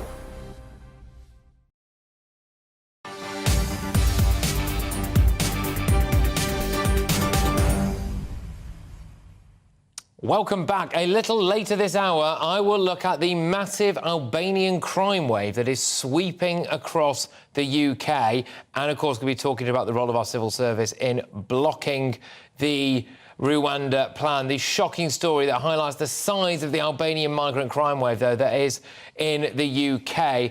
80 Albanian migrants were jailed for a total of 130 years in the first 4 months of this year alone. They have been convicted of a wide range of serious crimes, including murder, rape and firearms offences. Last year, more than 800 Albanian criminals were deported back to the country. Joining me is the former Chief Immigration Officer at UK Border Force. It's Kevin Saunders. And Kevin joins me now. Look, Kevin, I've got a couple of bits and bobs to ask you about here. Firstly, given that we are hearing that the civil service and potentially people who are in border force unions are considering going on strike in order to prevent the Rwanda scheme taking place, which could help to deport people like these Albanian criminals that we're talking about now. How do you respond to that? You're former Chief Immigration Officer at UK Border Force. Would you have ever seen anything like that in your day? No, this is absolutely disgusting. The civil service does not get involved in politics. That's for the politicians. It is the job of the civil service to follow the instructions of whichever government of the day is in power. And it's that simple. OK, all right. And I mean, is it any shock to you to learn that we've had murderers, rapists and firearms enthusiasts coming over the channel? Well, nothing astonishes me anymore about what's coming over the channel. I think it's good news that we're going to remove them. That's very good. I mean, it's not so good that we're going to pay the Albanian government up to £14 million to improve their prisons, but I suppose it's a drop in the ocean if we are actually getting rid of them. It costs about £57,000 to keep somebody in prison. So perhaps it's money well spent. Yeah, indeed. But when you think about, we had an exclusive here on GB News on Dan Wootton's show every night, Monday to Thursday, 9 to 11 p.m, well worth a watch. And it was with the father of an individual who was set to be joining our armed forces, who was murdered on the streets of Britain by someone who was convicted of a murder abroad, drug dealing abroad, rejected by several other countries, lied about being a child, was put into a school in this country, had serious and serial warnings about carrying a knife on the streets of Britain, went on to murder a Brit. And if that didn't wake us up, Kevin, then I'm not sure what will. But then today, news drops, the civil service apparently thinking about striking to block the Rwanda plan. I mean, we are just putting ourselves under threat, are we not? We are indeed. We are completely, Patrick, completely agree with you. The civil service should not be involved in any strike action against what a duly elected government is doing. And that's a fundamental rule. There's no ifs, there's no buts. If civil servants don't like what the government's doing, then they resign. It's that simple. OK, all right. And when it comes to the Albanian contingent, they've got a lot of headlines today. 80 Albanians imprisoned for a total of 130 years in the last 4 months alone. What is it, do you think, about aspects of those particular gangs? You know, is it unfair to single out Albanians? No, it's not unfair at all. I mean, goodness gracious, we've seen that Albanians have now virtually taken over the running of drugs in the UK. They've taken over from the Vietnamese and the Chinese, and that isn't coming from Border Force, that's coming from the police, for goodness sake. So we know that the Albanians are criminals. They're being brought here to run cannabis farms, prostitution, you name it, they're into it. So it is, we should be removing them. If someone, in fact, Kevin, just to interrupt, if someone from Border Force goes on strike over the implementation of the Rwanda scheme, what would you have done to them? Well, I personally couldn't have done anything to them because there is a procedure that has to be gone through. But I am astonished that we are putting up with people going on strike over Rwanda. That is just not on. I'm sorry, Patrick. It's not on. People shouldn't be doing it. They can go on strike over pay. They can go on strike over conditions. That's fine, but not over political things. OK. Kevin, thank you. Always appreciated. It's Kevin Saunders there, the former head of Border Force. Just a quick reminder, those opinion polls that I've got here in front of me, 48% of people support the Rwanda scheme compared to 40% who do not, and more people think it will work than won't. So there you go. I'm going to cross now, live, to Oxford, because there's a transgender showdown taking place at the moment. Kathleen Stock, controversially, has been asked to talk at the Oxford Union. They have a series of debates there. She's going to be talking. Now, she has views such as men can't be...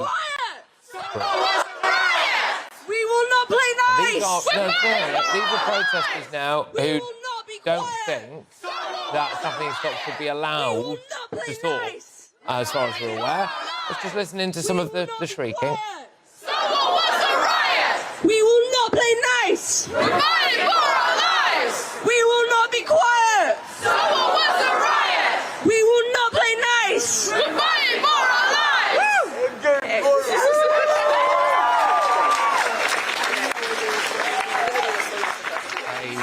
chant? Isn't it amazing that a chant with such few lyrics needs to be read off a phone? It's remarkable, isn't it? We are going to be going to this throughout the course of the day, as Kathleen Stock is controversially going to be talking here. Can we just dip back in now? I might be interested to see what this particular... OK, no, we can't. Fuck your system! OK, yeah, that was rather predictable. Apologies about all of the bad language there. Sorry about that, genuinely, for anybody who was offended by what you just heard from Oxford there. Sorry.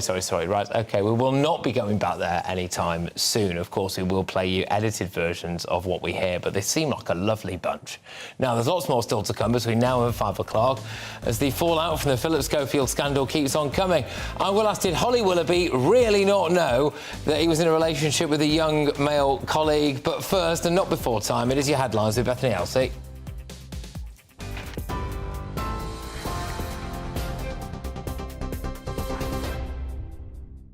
Thanks, Patrick. Here's your latest from the GB newsroom.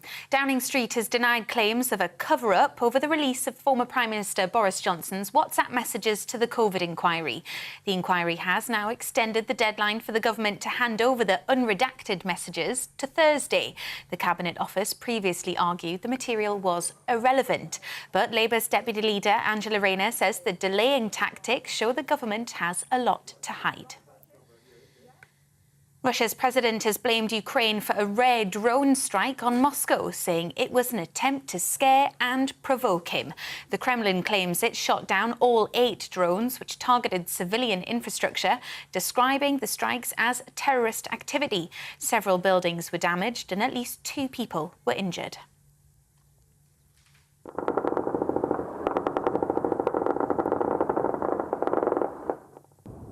Well, Ukraine has denied responsibility for that attack in Moscow while dealing with the fallout of Russia's latest strikes on its capital, Kyiv.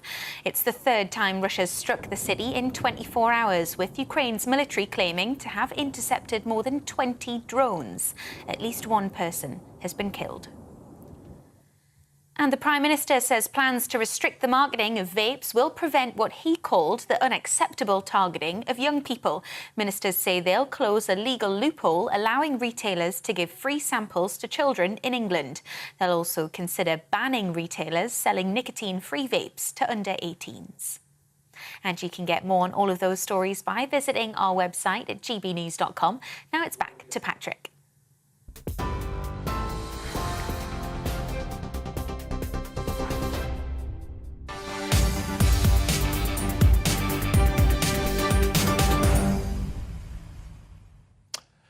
OK, welcome back. Just want to reiterate an apology if anyone did hear any bad language earlier from Oxford. It is it's outside the union where Kathleen Stock is going to be talking. Kathleen Stock is a professor, very outspoken when it comes to trans issues, and there is a protest taking place. We obviously cut live to that protest. There was some bad language. I would like to formally apologise now. I think it caught everyone by surprise, didn't it? We will be going in and out of that particular protest, though, although probably at a more time-appropriate manner. But we will be giving you the latest, what I think will be fascinating, in about half an hour's time, as Kathleen Stock, as we understand it, has presumably got to walk through that protest in order just to go and talk and voice her views there. Now, these views include things like men are men and women are women, which is now deeply controversial in today's day and age. And again, and I think actually, personally, in light of what we just heard there, if you were unfortunate enough to have heard some of the blabbering taking place earlier on, who are the good guys here, really? Probably can't even call them that, can you? Who are the good guys here, though, really? Where is the aggression and the anger coming from? And that, I think, is worth bearing in mind. Phil's been on at GB Views at gbnews.com. Nice to see the brains of Britain at Oxford University on your show. There you go. He says he bets they've already got jobs as another broadcaster. There we go. The behaviour of some of these protesters is disgusting. They represent everything that's wrong with this once great country, all because a woman has a sensible opinion. Absolutely disgraceful. And that is from Adam in Cumbria. There's a lot of this coming on. Time to bulldoze Oxford University and rewild the space, says Richard. Yeah, strong views, Richard, but, you know, it's hard not to disagree with you and things like this. I also couldn't help but notice, as indeed Mickey has pointed out, that the Socialist Workers' Party appears to have a rather large presence in Oxford today, and they are there trying to deny freedom of speech again, says Mickey. Keep your views coming in.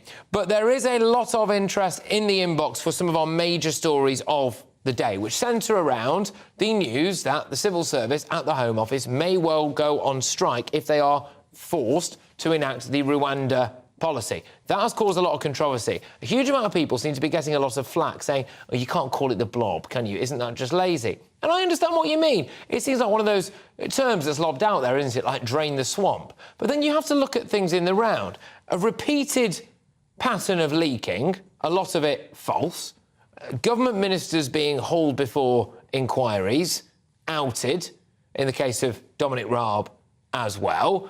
And then you look at the drip of information coming out now. And then, despite the fact that the courts, as yet, have decided that the Rwanda scheme is completely legal, that public opinion, again, is more in favour of the Rwanda scheme than people who oppose it, and then it falls onto the shoulder of the civil service to go, right, well, we've tried everything else we possibly can now. Let's just not work on it. And isn't that fascinating? I personally believe that it's because of a very straightforward reason, which is that they know that there's a general election coming up in about a year or so's time, and if they drag their feet long enough, and they hope that Labour get in, then they won't have to bother working on it anyway. But these people are taxpayer funded. We pay their wages, and I can't help but feel, again, as though that we should be withdrawing those wages until they work, or maybe try some more form of direct action. How many of the civil servants in question live anywhere near an asylum seeker hotel? How many of the civil servants in question have lost loved ones as a result of the behaviour of some of the people who have come over the channel and been allowed to stay and who have abused our system by doing things like lying about their ages, etc. That's one thing that I would be inclined to know. And if indeed it is true that a lot of the members of the civil service are working from home, presumably they will have a spare room. And in that spare room, perhaps, instead of the taxpayer having to pay £6 million a day or so for these asylum seeker hotels, would it not potentially be OK to put them in one of their rooms and see how quickly they come around to the idea of getting people on a plane to Rwanda? I think what else is fascinating as well, something that we're going to be returning to shortly with a guest, fingers crossed, is going to be about this alleged cover-up taking place at the moment in relation to Boris Johnson's unredacted WhatsApp messages. Now, I'm not really blaming Boris Johnson for this at all. I don't really think that's necessarily his fault. What is fascinating for me is that if people are in possession of these WhatsApp messages and governmental diaries and unredacted information, who else is worried about what this might mean for their future? Could it be one Rishi Sunak himself? Again, with that election coming up, what will all of this information reveal, dare I say it, about Rishi's role in Boris Johnson's demise? And how would that play out with the general public at an election? So watch this space on that. But in other news, Eamon Holmes says that Holly Willoughby should follow Philip Schofield out of the door as the scandal shows no signs of going away. I'm Patrick Christys on GB News, Britain's news channel.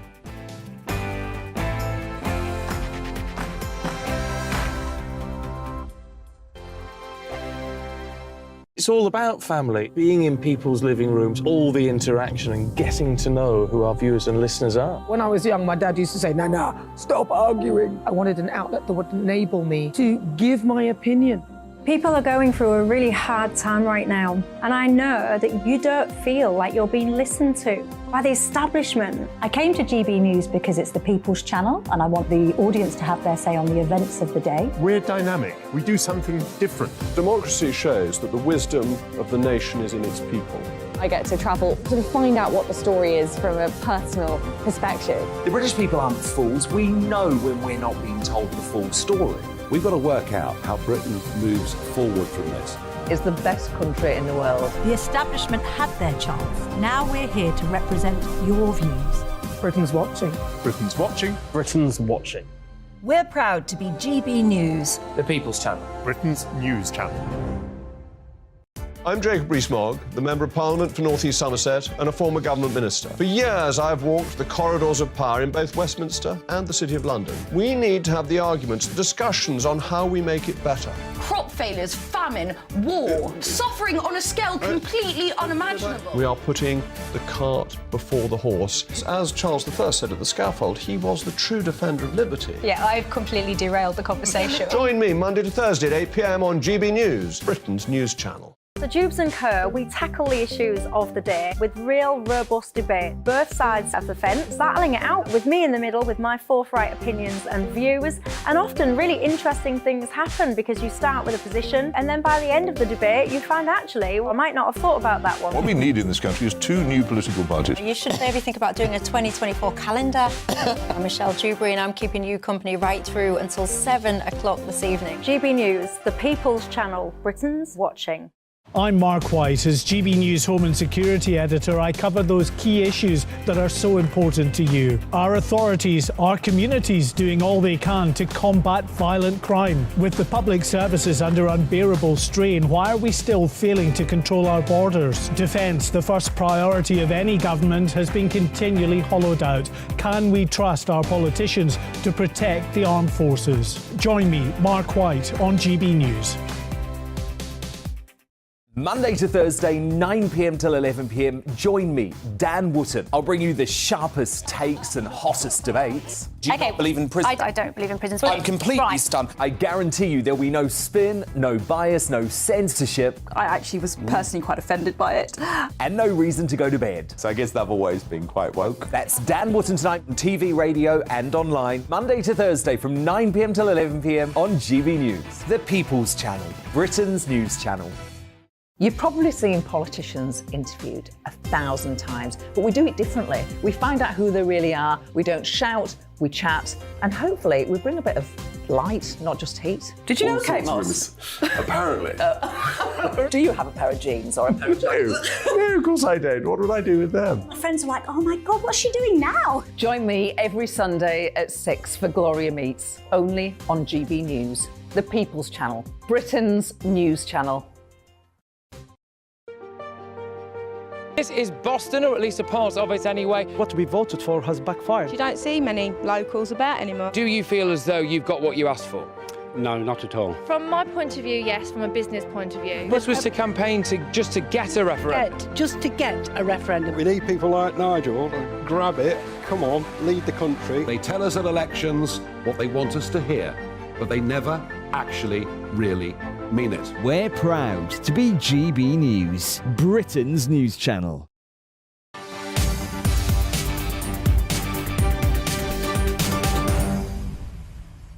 Well, another day, another puzzle piece unturned in the Philip Schofield jigsaw. The real-life ITV drama continues to unfold today, with GB News' Eamon Holmes saying Holly Willoughby should follow her co-presenter out the door. She's due to return to this morning's sofa after half-term, having taken an early break when Schofield left the show. Now, he quit the channel, as we all know, last week after admitting an affair with a younger male colleague. The show's former resident doctor, Dr. Ranj Singh, says he raised concerns about bullying and discrimination 2 years ago. Well, Eamon Holmes, who you will be able to hear more from this evening on Dan Wootton's show 9 till 11, by the way, do not miss that, and former colleague of Philip, said that it was Philip himself who created an atmosphere on the show where people hated him, and Eamon spoke exclusively to Dan Wootton last night, calling Schofield a narcissist. In life, I've always had this belief that a lie unchallenged becomes the truth. So, although I don't want to stand up to Schofield constantly pointing out where he's lying, I feel I have to. Is he delusional? Does he imagine or is he so detached from real life at this morning that he didn't realise what was going on? I often say this to Ruth. I said, maybe he believes all this stuff. Maybe he did not see what went on actually because there's something wrong with him. But he is the chief narcissist. He is a complete and utter dyed-in-the-wool narcissist. Everything is about him. Well, we spoke to people outside ITV's television centre in West London to see what they think about this saga. He's done what he's done and that's it. They should let him, you know, continue with his life. There's a lot of people like him. I'm wondering if it's got something to do with his brother that's brought him down, really. But, and I've got no objections about him having a boyfriend or whatever it is. Him and Holly were very close, like these families used to go on holiday together, didn't they? So for her not to know what's going on, doesn't ring true to me. But I would just say I think Eamon Holmes as well is in the wrong, because he's saying that he knew that this stuff was going on when he left this morning, and he's only now talking about it when Philip Schofield left. So he should have brought it up, and if this morning we're not listening to him and he had concerns with ITV top management, he should have gone public with it. And I think it's just the pot calling kettle black, because why didn't you say something before? Why are you now only telling it people now when everybody's on the Philip Schofield bashing train? But I don't know, I think that what Philip Schofield did was wrong, and it's good that he resigned, and I think that ITV should just be honest about it and say, we made a mistake and we're going to do our best to change, and we're not going to do this type of stuff anymore. I couldn't care less, to be perfectly honest. I think there's far more important things to be thinking about and worrying about in the world than obsessing over whether a show's going to get cancelled or not. That guy's right in a lot of senses, by the way, at the end there. I just want to reiterate, I couldn't give a toss about this morning, whether or not it continues, whether or not they have anyone, Coco the Clown, presenting it, or anyone like this. I just don't care. But what I do think is fascinating is that if things were as widely known as they were, and there are rumoured to be a lot more things coming out about this going forward, the who knew what when game begins, doesn't it? And that I really do think actually has a massive, massive bearing. Showbiz journalist Rebecca Twomey joins me now, and this is what I want to talk about. I mean, look, did Holly know about the playtime round at Philip Schofield's allegedly on a Thursday? I mean, if she did know about playtime on a Thursday, does she not have to go? I have to feel the need here to step in to defend Holly, because not all the facts are clear at the moment. We're not 100% sure what she was privy to. We know already that Philip Schofield lying to lawyers, to certain newspapers.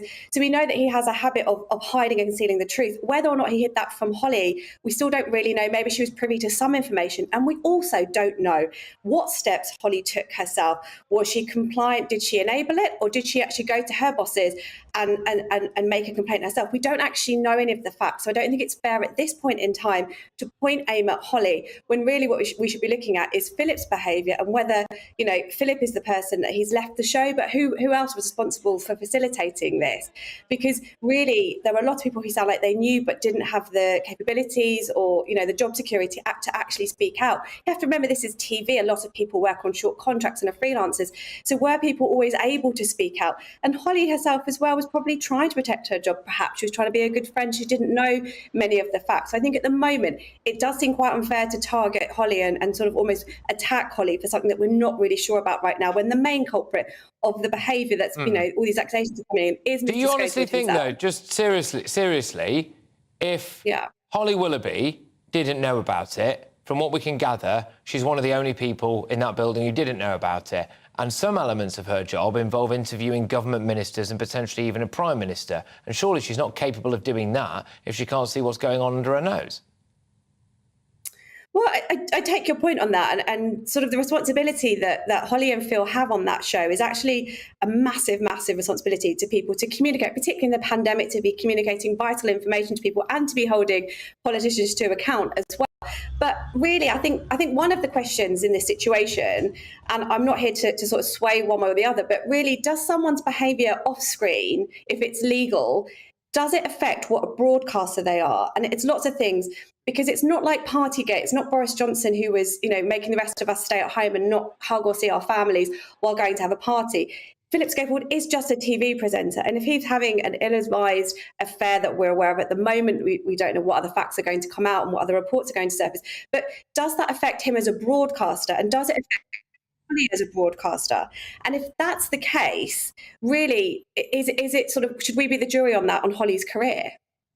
OK, I understand your point. I think there are certain aspects of this that may well be more troubling than anything that Boris Johnson has ever done, as far as I can gather, but we'll have to wait and see how time unfolds there. Let's move it on further up the chain, really. I mean, there must be a lot of very nervous people higher up the chain at ITV now looking at this, thinking, have we covered ourselves in glory here? I mean, from what Eamon Holmes was saying, this chap was getting a taxi paid for by ITV from Philip Schofield's house to the studios. The word that keeps coming up about this individual was troubled. I mean, at the very least, there appears to be a rampant abuse of power and some form of cover-up going on here in a way that could well be deeply mentally damaging to a vulnerable individual. I mean, that's catastrophic. That's terrifying, and that's something that at the moment that we're not clear of all the specific facts. So it's not really something I think at the moment we can debate with, a huge deal of authority. We know there's reports, we know there's been rumours.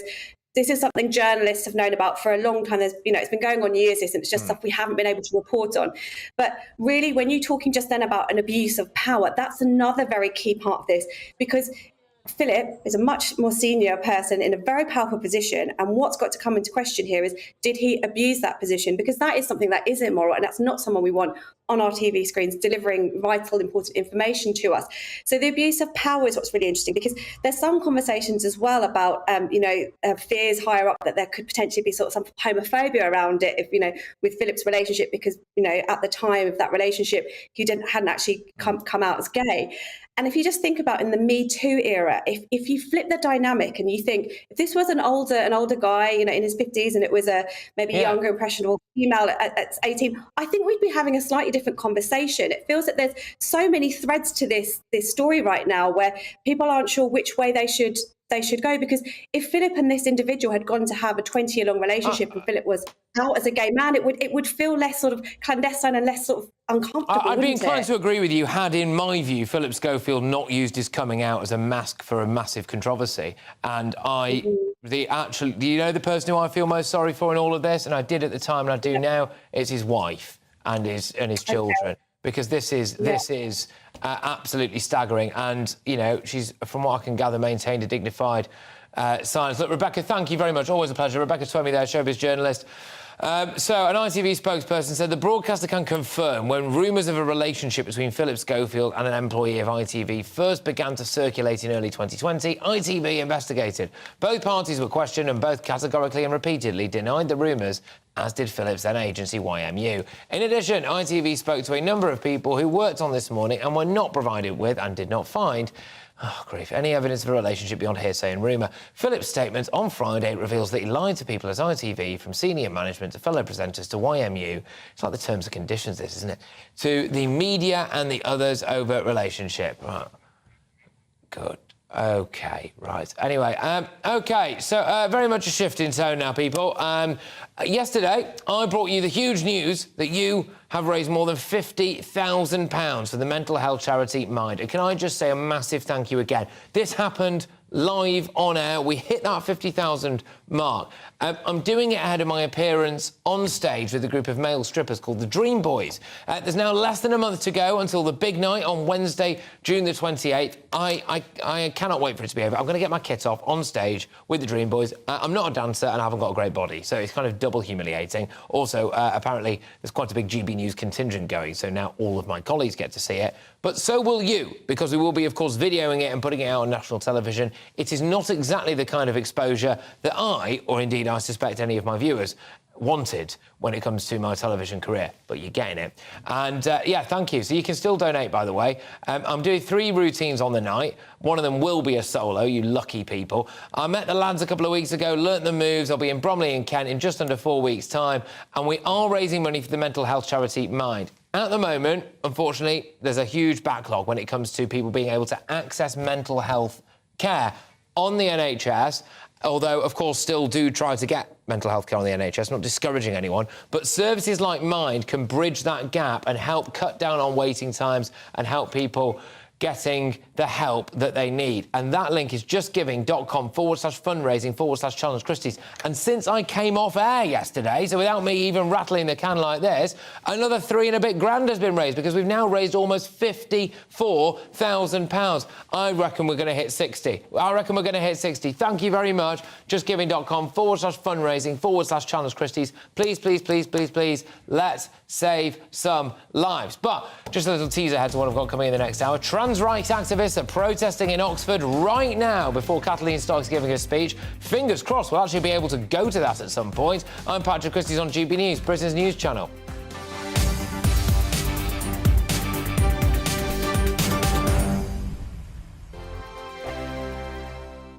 First and foremost, I am a GB News fan, and I was before I was working here. Just love the fact that we're asking the questions that a lot of establishment media won't ask. With a bit of a twist, we not only want to inform you, but we want to keep you entertained. It's worth the drive because you get in and the team's all ready and waiting, they're itching to go, and it's a proper little family. GB News is the people's channel. It's the audience that makes the programme sing. We're giving our viewers and our listeners a voice. I see the thousands of your letters, tweets, emails, you name it, coming in. Britain is broken. How on earth did we get into this mess? But more importantly, how do we get out of it? The establishment had their chance. Now we're here to represent you. It's time for something different. It's time for GB News. I'm very patriotic. I believe in Britain. Our best days lie ahead. Britain's watching. Britain's watching. Join us here on GB News. The people's channel. Britain's news channel. Join me, Patrick Christys, Monday to Friday, 3 till 6. We tackle the day's news agenda like you've never seen before. It's high tempo, high octane, the most controversial topics, and the best guests. You will not be able to take your eyes and ears off it. I'm not afraid to ask the questions that you really want answered. 3 till 6 p.m, Monday to Friday on GB News, the People's Channel, Britain's news channel. I'm Andrew Doyle. Join me at 7 o'clock every Sunday night for Free Speech Nation, the show where I tackle the week's biggest stories in politics and current affairs with the help of my 2 comedian panellists and a variety of special guests. Free Speech Nation, Sunday nights from 7 on GB News, the People's Channel, Britain's news channel. Every Sunday from 11. Join Michael Portillo. There will be topical discussion, looking at the week before and the week to come. So kick back and relax at 11 a.m. on Sundays on GB News with me, Michael Portillo. GB News, the People's Channel, Britain's news channel. GB News has its own late-night paper preview show, Headliners, where comedians take you through the next day's top news stories. You don't have to bother reading the newspaper, we've got it covered for you. Headliners, every night at 11 p.m. and repeated every morning at 5 a.m. We won't send you to sleep like some of the other paper review shows out there. GB News, the People's Channel, Britain's news channel.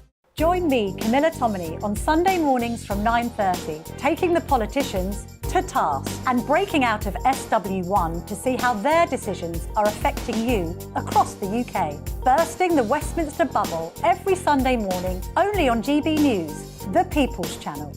Britain's watching. Monday to Thursday nights on GB News. At 6, it's Dubes & Co. 7 o'clock, Farage. At 8, join Jacob Rees-Mogg. And at 9, Dan Wootton Tonight, followed by Headliners. On TV, radio and online. This is GB News. Westminster is going around in ever-decreasing circles, followed by the media. Britain is broken. How on earth did we get into this mess? But more importantly, how do we get out of it? Join me at 7 p.m, Mondays to Thursdays on Farage. Here on GB News, we will have open, rational debate. We've got to work out how Britain moves forward from this. Join us here on GB News, the People's Channel. Britain is watching.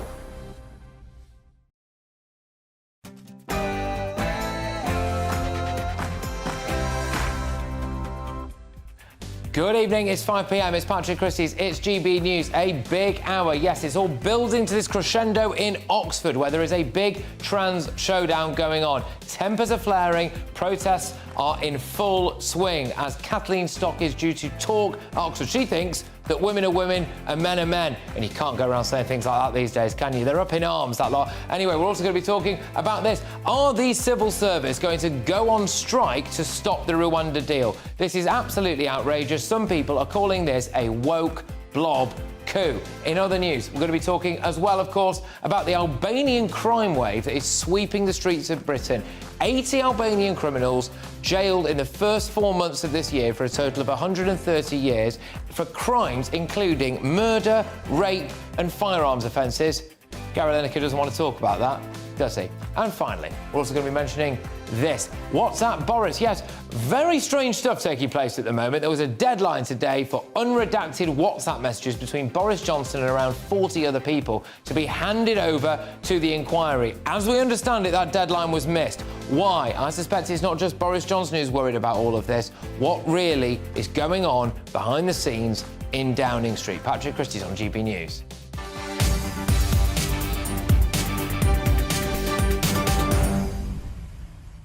Get those emails coming in thick and fast. gbviews@gbnews.com. Civil service blob, if they go on strike, what does this really mean for our democracy? Are they seriously going to block the Rwanda deal by deliberately not working on it? That is an absolute shocker. I want your views on all of that. And what do you think is going on with the Boris Johnson WhatsApp messages? Do you think this is part of a big Boris Johnson witch hunt? Is there more than meets the eye here? I suspect that Rishi Sunak is a little bit worried about the content of some of those messages as well. gbviews@gbnews.com. But right now, though, it's time for your headlines with Bethany.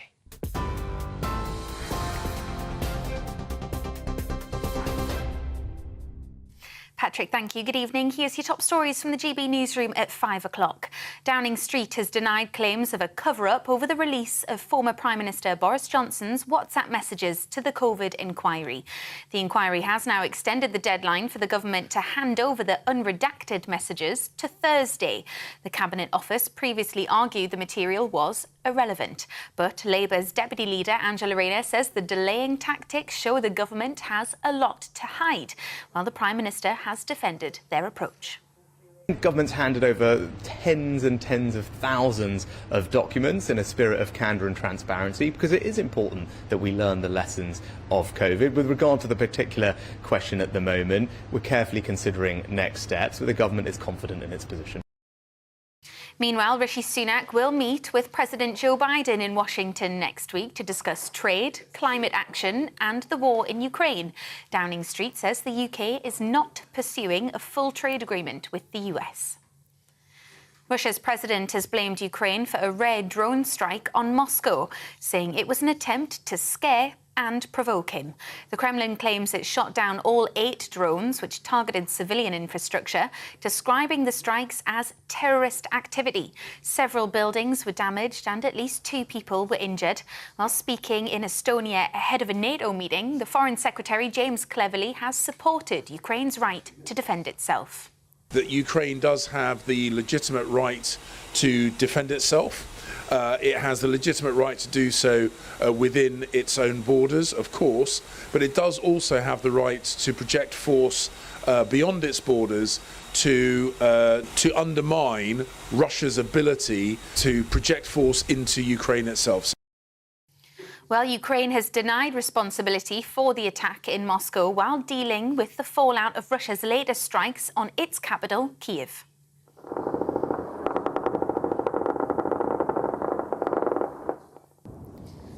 4 people have been killed and at least 34 injured, including 2 children. It's the 3rd time Russia's struck the city in the past 24 hours, with Ukraine's military claiming to have intercepted more than 20 drones.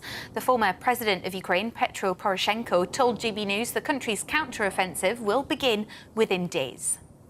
It would start, if not within hours, but definitely within days. But Russia should know that this is not a Second World War. This is the modern war, and Russia should understand that Ukraine can launch it's not a counter-offensive. This is our offensive operation that should start any moment, at any place. The Prime Minister says plans to restrict the marketing of vapes will prevent what he called the unacceptable targeting of young people. Ministers say they'll close a legal loophole allowing retailers to give free samples to children in England. They'll also consider banning retailers selling nicotine-free vapes to under 18s. The director of the UK's largest e-cigarette and vaping retailer, Doug Mutter, says it's a welcome step, but tough action and policing is needed to back it up. We want actually to push further and ask for tough sanctions to follow up the statement where we bring in fines of up to £10,000 per instance, because the fines are not happening. This loophole needs closed out and we need to stop these products being accessible to children. Eamon Holmes has alleged there was a total cover-up of Philip Schofield's affair with a much younger male colleague at ITV's This Morning. Schofield quit the show on Friday and was dropped by his agency after admitting to an unwise but not illegal affair. In a GB News exclusive, former This Morning host Eamon Holmes claimed executives at ITV knew about the affair and covered it up to protect Philip, Holly Willoughby and the brand. I didn't know anything. I heard some rumours. Where were you going to go to with these rumours? Who? You know, everyone was Team Philip and Holly, and they were there together, they were seen together, they were the brand. Well, in a statement, ITV confirmed it investigated rumours of a relationship between Schofield and a fellow employee, and that both parties categorically and repeatedly denied rumours, as did Schofield's agent at the time. And you can watch the full interview on Dan Wootton tonight from 9 p.m. You're up to date on GB News. Now it's back to Patrick.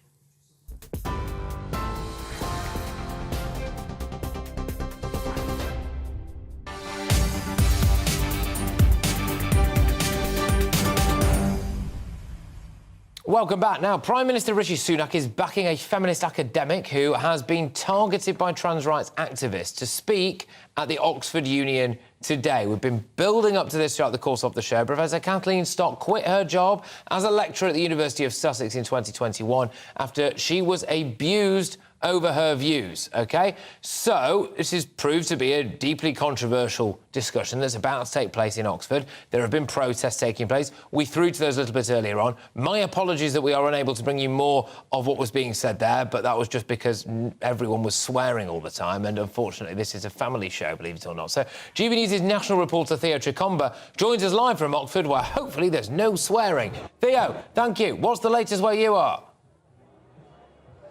Well, the latest is now hundreds of students are outside the student union where Professor Kathleen Stock will be speaking, or perhaps has already started. If we just look over my right shoulder, hundreds of students are already here and they are chanting various things, and they're going to be here for the duration of this time. And as you can see, people are very passionate about this, and what they hope is that people can learn about what they want to achieve from this. So at the moment, they're going to be here for some time. It's extremely busy, music, chanting, and so much more. We are kindly joined by one of those people who shared a very passionate speech just earlier on. So, Chrissy, thank you so much for your time. If you just look towards me, and just tell me why you're here today and what you hope people can take from this. Yeah, I'm here today because it's Oxford Trans Pride, and it's a celebration of trans joy. We have so much bad news about trans people, scaremongering, fear, ignorance, hate, and it's a celebration of trans joy, really. And what have you sort of made about what's happening here, particularly with the professor who's come here to be part of a debate? When you listen to that phrase itself, a debate about trans existence, trans rights, if we were to talk about black people and debate your existence, how would you feel? If, you know, people frame it as the transgender issue, the transgender debate, the trans question. As I say, if we were to ask that of black people or Jewish people, there would be outrage. I am employed by a tiny church in Oxford, St Columba's United Reformed Church, and I'm their outreach and development worker with transgender, intersex and non-binary people. In a 6-week period last year, I had 3 young trans suicides. And that explains some of the emotions, some of the anger that you can feel in this today. There's joy, but there's also a rage and an anger. If people die of natural causes, that's very easy to accept in some ways, in comparison to when we lose someone to suicide. When you lose somebody to suicide, the rage that you feel at the injustice is so deep. Where do you take it? And so a day like today, yes, we're celebrating trans joy, but we're also expressing some of the laments, some of the grief that we feel at the way that people are debating our existence, debating our rights. Now, obviously, academics have their own viewpoints. They write research papers. They do all sorts of stuff during their time at university. Do you think they still have a place to, you know, have an opportunity to share some of these views, regardless of whether people agree with them or not? Absolutely, yeah. I don't think this is about being, it's not about opposing freedom of speech. It's about a dialogue, it's about a conversation, and it's about listening to one another. Kathleen Stock is I think she was a founding member of LGB Alliance. LGB dropped the T, and yet she says she doesn't hate trans people. That's not very convincing, I'm afraid. If you set up a charity called LGB Alliance, drop the T, I think most women are not opposed to trans people. I've got hundreds of trans women friends, of cisgender women friends, female friends. I think it's a very small minority making a lot of noise. The Oxford Union is a profit-making organisation. It loves courting controversy. I think it's a very provocative thing to bring somebody in when there are probably in the region of nearly 1,000 transgender, intersex and non-binary students in Oxford. They're under exam pressure at the moment. And for a young person to feel their existence is being debated, that they might not be able to go to the toilet, I mean, that's pretty brutal for a young person. I think the university's been very thoughtless. I think we can uphold freedom of speech. I come from a church background where we talk about blessing and cursing. And you can bless people with your words or you can curse people with your words. And I think a lot of the anti-trans rhetoric arguments, even the academic ones, they cause a lot of pain. They cause a lot of damage, real damage in young people. And I think the university needs to balance freedom of speech with the pastoral care of their students, and I'm not sure they've got it right at the moment. Chrissy, thank you so much for your time. Well, as you heard there, this is something many people in this community say is important and needs to be highlighted, particularly when it comes to academics and what they say, particularly in their research as well. So many of those people who come here this afternoon will be here during the duration of the Professor Kathleen as she takes part in a debate inside the Student Union. OK, Theo, thank you very much. Theo Jacob, our national reporter in Oxford. Well, I'm very pleased to say that joining me live in the studio is campaigner for Dialogue, Katie John Went. Thank you so much. Great to have you in. Thank you. Thank you so much. Now, can I just read you a couple of things here before we pick up on that interview? So this is what Kathleen Stock has had to say. You've got male rapists in female prisons. That causes a lot of upset. You've got children transitioning, doing things to their bodies that they can't take back. That causes upset to their parents. You've got huge numbers of women unable to talk about sex-based rights in their workplaces because they feel stifled. That causes upset. That is not really a discussion about the existence of trans people, as that individual was talking about there.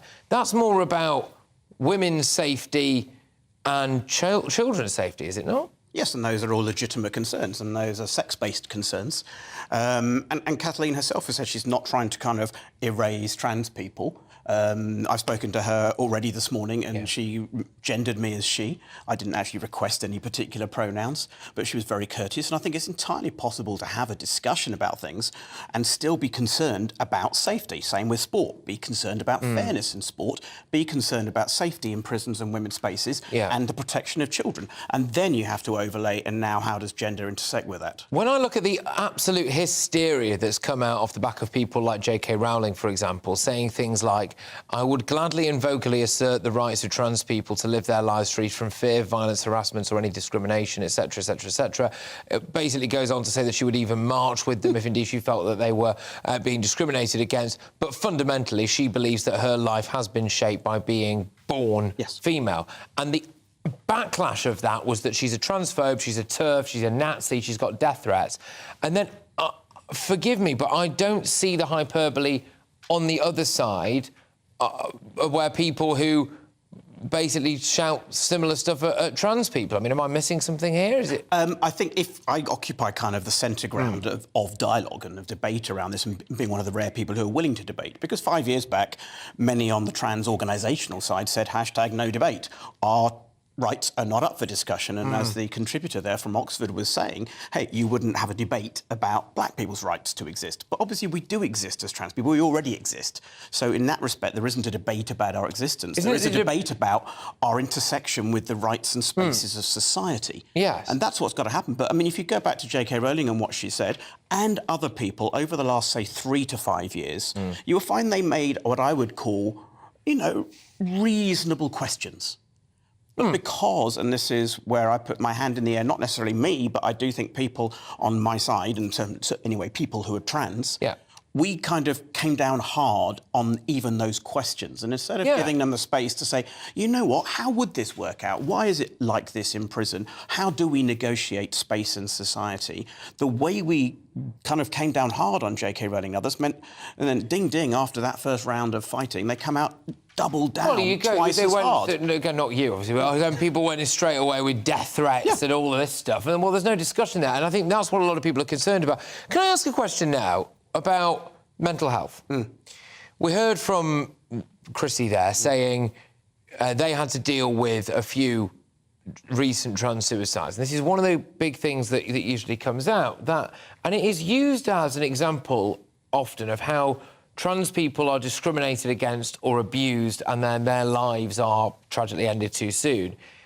Is it not reasonable to suspect that there may be some pre-existing mental health issues at play there? Is it all because they are trans and they are killing themselves because of the way that society is treating them? Well, that's the kind of thing they don't put on the suicide death certificate. Now, I'm someone who's survived suicide, but not because I was trans. It was a socio-economic matter at the time. Yes. I'm also a bipolar person, which means I tend to have slightly exaggerated responses to things in life. So the very fact that I can tone down my bipolar and hold a debate with anyone is quite amazing anyway. But the point being, yes, we know for a fact now, particularly amongst the kind of the younger people coming into gender identity clinics, that there are many other things going on besides. That there's huge amounts of neurodiversity in autistic spectrum, something like 26%. Wow. There's a additional comorbidity. I hate the word comorbidity because it's got the word morbid in it.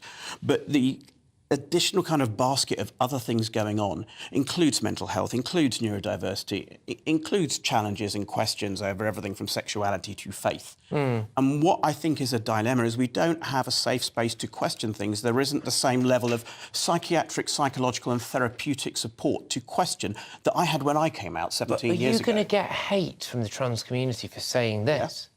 I'm getting it at the moment through Twitter. So who's more hateful? Well, I'm getting it from both sides, don't get me wrong. I get hate from both sides, and being able to step back from both sides, I'm also able to observe the degree to which both sides are using the same language of each other. So today, both sides, I've seen one particular kind of thread where both sides called each other a cult. Well, I'm glad you said cult. Good.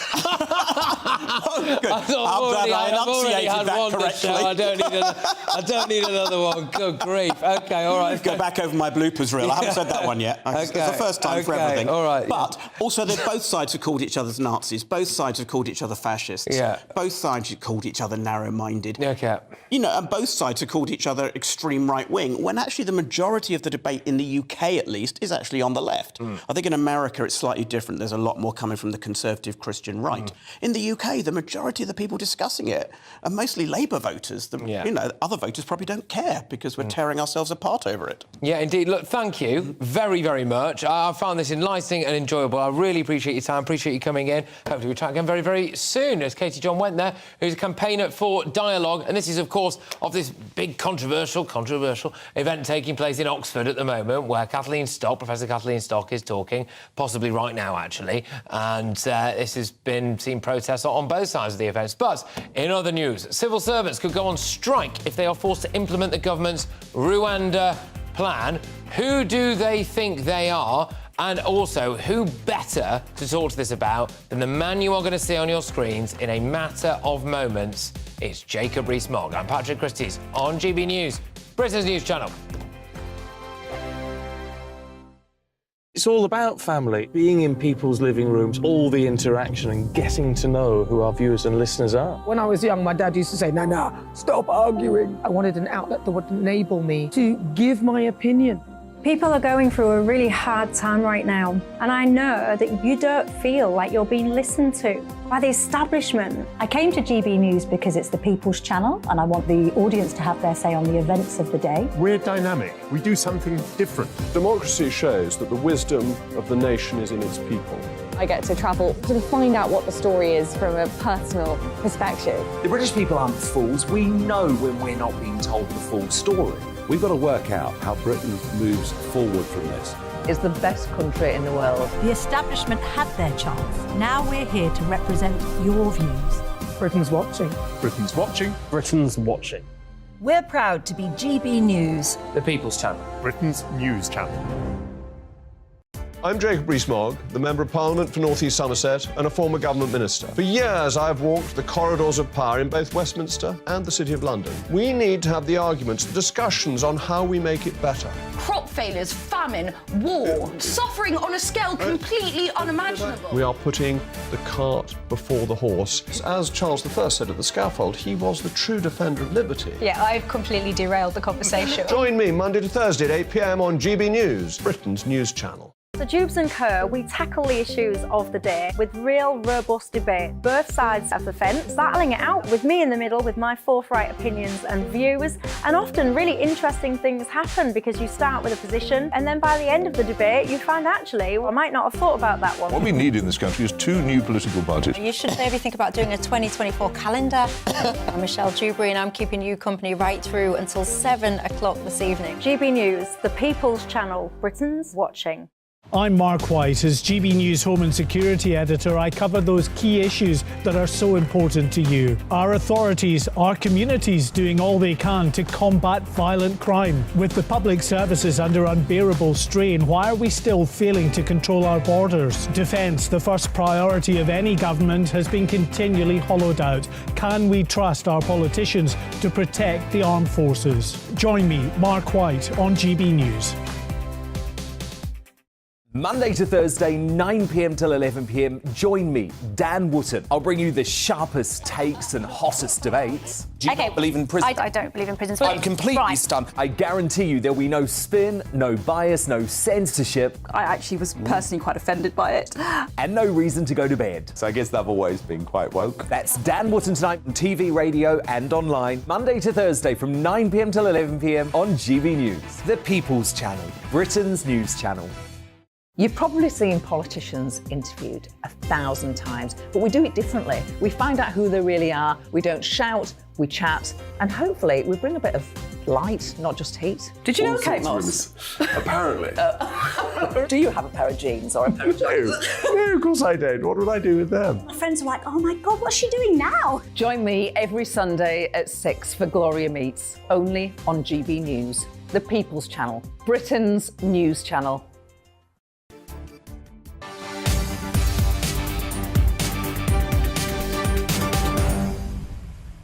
Massive story this, OK? Are we witnessing a civil service coup that, frankly, I think is massively anti-democratic? Civil servants could actually go on strike if they're forced to do their job and implement the government's Rwanda plan. Who on earth do they think they are? That's the question that I'm going to be putting to Jacob Rees-Mogg. Home Office staff could strike again if forced to implement this bill. A union official says this: there's no stomach amongst our members to sit back and accept measures they believe to be unlawful. Well, that's cute, mate, I'm afraid, because the High Court doesn't think it's unlawful. In fact, they do think it is lawful. It wouldn't be the first time that civil servants have walked out, would it? But should they be able to obstruct government policy? Let's bring Jacob in, shall we? I'm joined now by GB News' very own and Conservative MP, Jacob Rees-Mogg. Jacob, thank you very much. Great to have you on the show. Is this nothing short of an appalling civil service coup? Well, it seems to me that you can't go on strike as a civil servant if you don't like government policy. You have to resign, and that any civil servant who claims to strike on the basis of opposition to government policy, who doesn't resign, should be fired. That this is not like going on strike over pay or conditions or anything like this. It's a fundamental opposition to the whole basis of our constitution that has an apolitical civil service that carries out the lawful instructions of the elected government. Any Home Office civil servant who fails to do that should be fired. And presumably have their generous pension stripped off them as well, Jacob? Well, it should be a disciplinary matter, absolutely. They should lose benefits that they get from their employment for doing it. This is really very important, that the whole basis of our apolitical civil service is that it carries out the instructions of the elected government. If it fails to do that, then our constitution doesn't operate properly. So it's a fundamental threat to our democratic system. It's very serious, and a civil servant who does this or proposes this should not be part of the civil service. service. And if they don't like the policy, they should resign and stand for elective office opposing it, not try and obstruct it in an unconstitutional manner. Are the Conservative Party and the people who have voted consistently for controlled immigration and a reduction of illegal immigration, and the latest polling data, which as far as I can gather shows that around 48% of people support the Rwanda plan, are all of these people now at war with our civil service? Well, we'll have to see whether they actually vote for a strike. There are some hard-left members of the Civil Service Union who are like the train drivers' union, that they want to bring down the elected government. That is their aim. I hope that that is not true across the civil service at large, and that civil servants will disassociate themselves with this hard-left union. Doesn't Keir Starmer, if indeed this takes place, have to actually come out against this kind of strike action? Because, good grief, I mean, this is the fabric of our democracy, isn't it? Civil servants are there to facilitate the work of government and a democratically elected government. And Keir Starmer could find himself on the wrong side of this if he doesn't oppose this behaviour. Well, I doubt he would, because there's a lot of left-wingery in the civil service and not a great deal of right-wingery. And bear in mind, Sir Keir tried to engage Sue Gray whilst she was an active serving civil servant investigating Boris Johnson, and we have to think that his approach to the civil service is pretty irresponsible. Is the civil service actively corrupt? I'd blame the union. I mean, as a minister, I worked with many excellent civil servants who, regardless of their political opinions, were very happy to carry out government policy. That is our tradition going back to the Northcote Trevelyan reforms, and that's the basis of our constitutional settlement between the government and the civil service. If they won't carry out the norms of the Constitution, then we will have to move in a more Australian or American direction with a more politicised civil service. That will become the only option. OK, just talk me through that then, our viewers and our listeners through that, because if people are sitting here now, on the day that the news broke that 80 Albanian individuals, criminals, some of whom are murderers, drug dealers, firearms traffickers, rapists, some of whom also crossed the channel, which of course the Rwanda scheme is designed to try to stop people from crossing the channel like this, have been sentenced to a grand total of 130 years in the first 4 months of this year alone, OK? So people were waking up to this news today, and they're also now being confronted with a situation where the civil service appears to not want to stop any of that stuff. What would the alternatives be? What could the Conservative government do to get their ideas and, crucially, their planes off the ground? Well, in America, when a new government comes in, great swathes of the civil service are reappointed on a political basis. So Republicans appoint Republicans to carry out their policy. They don't have a tradition of an apolitical civil service. Our system has served us well in recent decades, but if the civil service won't go along with it, we will have to look at a more politicised civil service. That will simply become inevitable, and I think many people across the country, many of our viewers, will be absolutely appalled that the civil service no longer want to do their job. They don't want to go into work, they don't want to do the job when they are in work, and they've got a trade union that seems to want to get the pay for doing nothing in return. Well, I did float earlier, Jacob, about the idea that if they're all working from home, a lot of them will have a spare room, and I dare say that if they were asked to accommodate a Channel migrant, their views on the Rwanda policy would change rather quickly. But just in terms of another big story for us today, Jacob, if that's OK, Kathleen Stock talking at Oxford Union, and this has caused a huge amount of controversy based around the idea that she thinks that women are women and men are men, which these days you can't go around saying stuff like that without the, as I call them, trans mafia getting involved. Why do you think this is causing so much controversy? Do you support Kathleen Stock? And what would you say to those people who are there shouting and swearing at her? Well, I used to be an officer of the Oxford Union when I was a student, and I'm a trustee of its parent charity. So I fully support the invitation to her and her right to go. And I actually agree with her views, which I don't think are particularly controversial. I think there's only a small number of people who get very exercised about this who will be protesting. It's quite right that she should go and express her reasonable views. OK, and just finally, Jacob, on this, how much do you think that could undermine just the very fabric of society if, indeed, we've spoken about some kind of infiltration in the civil service? What about infiltration in our education system. Is the reality, the sad reality, that before our very noses, our key institutions and the key ways in which this country functions have been infiltrated by people with a radical, woke, left-wing ideology, and we are now seeing the fruition of that?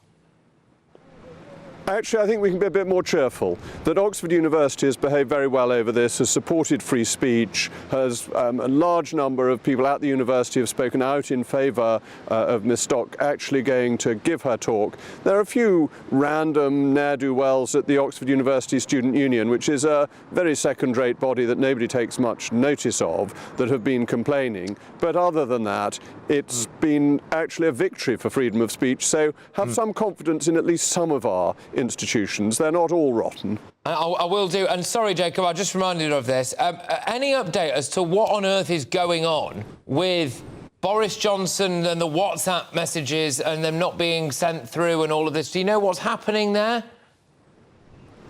I don't. I'm not sure anybody else does either. It seems to be a faintly chaotic situation between the Cabinet Office and this endless inquiry. Well, luckily, I enjoy revelling in chaos, Jacob, as you can tell. So thank you very much. I look forward to seeing you on the telly later. Jacob Rees-Mogg, Conservative MP, and GB News' very own. Right, OK, big story on the way a little later this hour as it emerges that a top Cabinet official who gave Boris Johnson's diaries to the Police and Privilege Committee has a close family link to the committee's chair, Harriet Harman. This news I am reading now for the first time. Let's read that again. Big story on the way later this hour. It's emerged that a top Cabinet official who gave Boris Johnson's diaries to the Police and the Privilege Committee has a close family link to the committee's chair, Harriet Harman. Let that sink in. I will see you for more on that, the other side of the headlines with Bethany Elsey.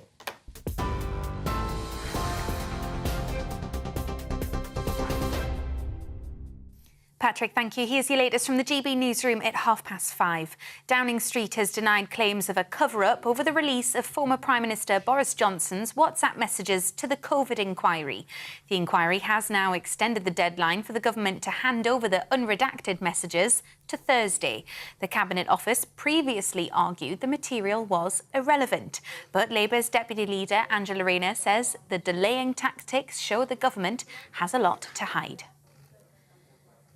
Russia's president has blamed Ukraine for a rare drone strike on Moscow, saying it was an attempt to scare and provoke him.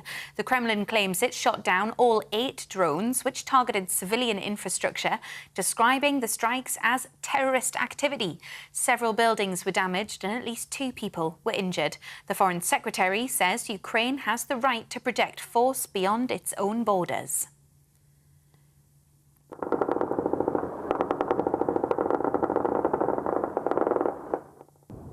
Well, Ukraine has denied responsibility for the attack in Moscow while dealing with the fallout of Russia's latest strikes on its capital, Kyiv. 1 person was killed in the capital and 4 others killed across Ukraine in the latest wave of attacks. At least 34 people have been injured, including 2 children. It's the 3rd time Russia struck Kyiv in the past 24 hours, with Ukraine's military claiming to have intercepted more than 20 drones. And the Prime Minister says plans to restrict the marketing of vapes will prevent what he called the unacceptable targeting of young people. Ministers say they'll close a legal loophole allowing retailers to give free samples to children in England. They'll also consider banning retailers selling nicotine-free vapes to under 18s. And you can get more on all of those stories by visiting our website, gbnews.com. Now it's back to Patrick.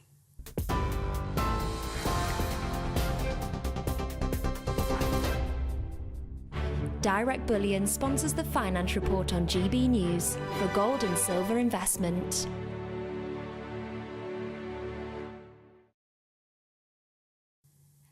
But first, here's a quick snapshot of today's markets. The pound will buy you $1.24 and 1.1564 euros. The price of gold is £1,582 and 74 pence per ounce. And the FTSE 100s closed the day at 7,522 points. Direct Bullion sponsors the Finance Report on GB News, investments that matter.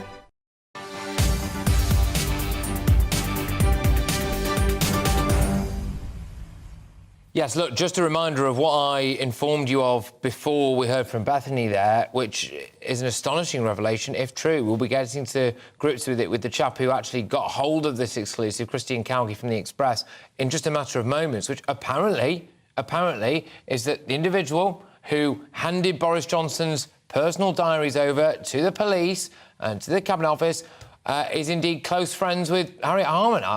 That is the latest that we're getting here. What on earth does this imply? More detail on that, but I'm telling you, that's the kind of story that will find its way onto the front pages tomorrow, but you will hear it first here on this show in a few minutes. But more on this shocking story that highlights the size of the Albanian migrant crime wave that has hit the UK. 80 Albanian migrants were jailed for a total of 130 years in the first 4 months of this year.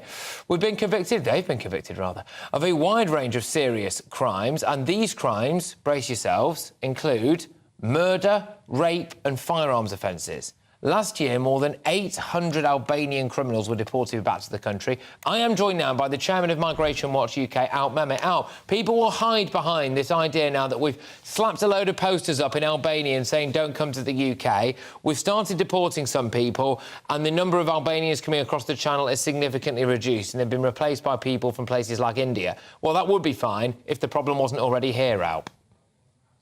Well, yes, absolutely. The problem is already here, and if the government had any sense at the point when people were entering, they would have looked more closely and scrutinised those who were entering the country to make sure that we kept out the bad ones. That, it goes without saying. But what I would also say, Patrick, is that what, to me, it shows, I know you've rather poo-pooed the idea that there are fewer Albanians coming in now than there were. I'd like to believe that part of the reason for that is the fact that they are now being detained and they are being sent back. They're being dealt with relatively quickly and not being allowed to gallivant around while they're waiting for decisions to be made. So what that shows to me is that if we were to stop all those who were entering the country illegally, hold on to them, deal with them quickly and remove them, that would be one way of discouraging more to come. But I wouldn't hold my breath, frankly, that we've seen the last of Albanian criminals trying to get into the country. We haven't, and they will continue to come. But Al, but you deeply frustrated, people like yourself have been saying this is going to happen for a very, very long period of time. I mean, you know, I'll just say this, OK? A lot of these countries where people are coming from, you know, Donald Trump said they're not sending their best, and he was hounded for saying that. And unfortunately, we are seeing criminals coming across the channel. And a lot of these people, I am sure, other countries are glad to see the back of. Well, I don't know if they're colluding to that extent from their governments, and governments across the board are doing that. But when you've got people like the Archbishop of Canterbury saying that effectively anyone who comes here illegally in a dinghy and says, give me asylum, that immediately we have to give them asylum because that's what they are, I'm afraid that all it does is encourage more and more to come. Patrick, can I just, on the earlier story about the civil servants, I'd like to say something, if I may. Yeah. Because I was a member of that union, the union that the Public and Commercial Services Union, which is threatening strike action. I was a member of it for many, many years, and indeed I am still a member, a retired member of that union. What today has done to me is prompted me to make the decision that I will no longer be a part of that union. It is a disgrace. It is illegal, I feel, what they're doing. As Jacob Rees-Mogg explained earlier, our whole constitution, if you like, is based on the fact that politicians are elected, the civil service implement the policies that the elected politicians have put in place. That should happen as a matter of course. As a former civil servant, in fact, I was chair of the Foreign Office's PCS branch in the 90s. So, I do know what I'm talking about. There are a lot of people at the top of the union, frankly, you would never see them vote Tory for sure. A lot of them in the old days would vote things a lot further to the left than Labour. Yeah. I cannot understand why they are now claiming that somehow this is illegal. It isn't illegal. It's perfectly legal, and they should get on with their job. Albert, I thank you for coming on, as ever, and also as being so candid and giving us a wonderful insight there. It's always massively appreciated, Alp, and thank you very much. As Al Mehmet there is the chairman of Migration Watch UK. Just to fill you in, yes, so 80... Well, there we go. Yes, some breaking news for you. Feminist Kathleen Stock has had her talk at the Oxford Union interrupted by trans rights protesters waving flags and shouting "No more dead trans kids" before being booed by members of the audience and escorted out by security. Two protesters emerged from the audience waving rainbow flags and throwing leaflets before they were drowned out by shouting from the crowd and pulled out by security. Another protester wearing a T-shirt saying "No more dead trans kids" appears to have glued herself to the floor in front of Professor Stock. An audience member addressed them shouting, "We are here to listen, whether you like it or not." Several audience members then began shouting for the professor to carry on in spite of the protester. So to summarise, as we understand it, Kathleen Stock speaking at Oxford Union, supposedly a bastion of intellect and free speech, where people have stormed this situation now, draped in rainbow flags, etc., one of which has glued themselves to the floor in front of Professor Stock, shouting things like "No more dead trans kids." And we will bring you an update on that as and when we get it. But rather predictable, wasn't it? Let's be honest with you. There we go. OK, more on that breaking news very, very shortly. But would you believe that a top Cabinet Office official who gave Boris Johnson's diary to the Police and Privilege Committee has a close family link to the committee's chair?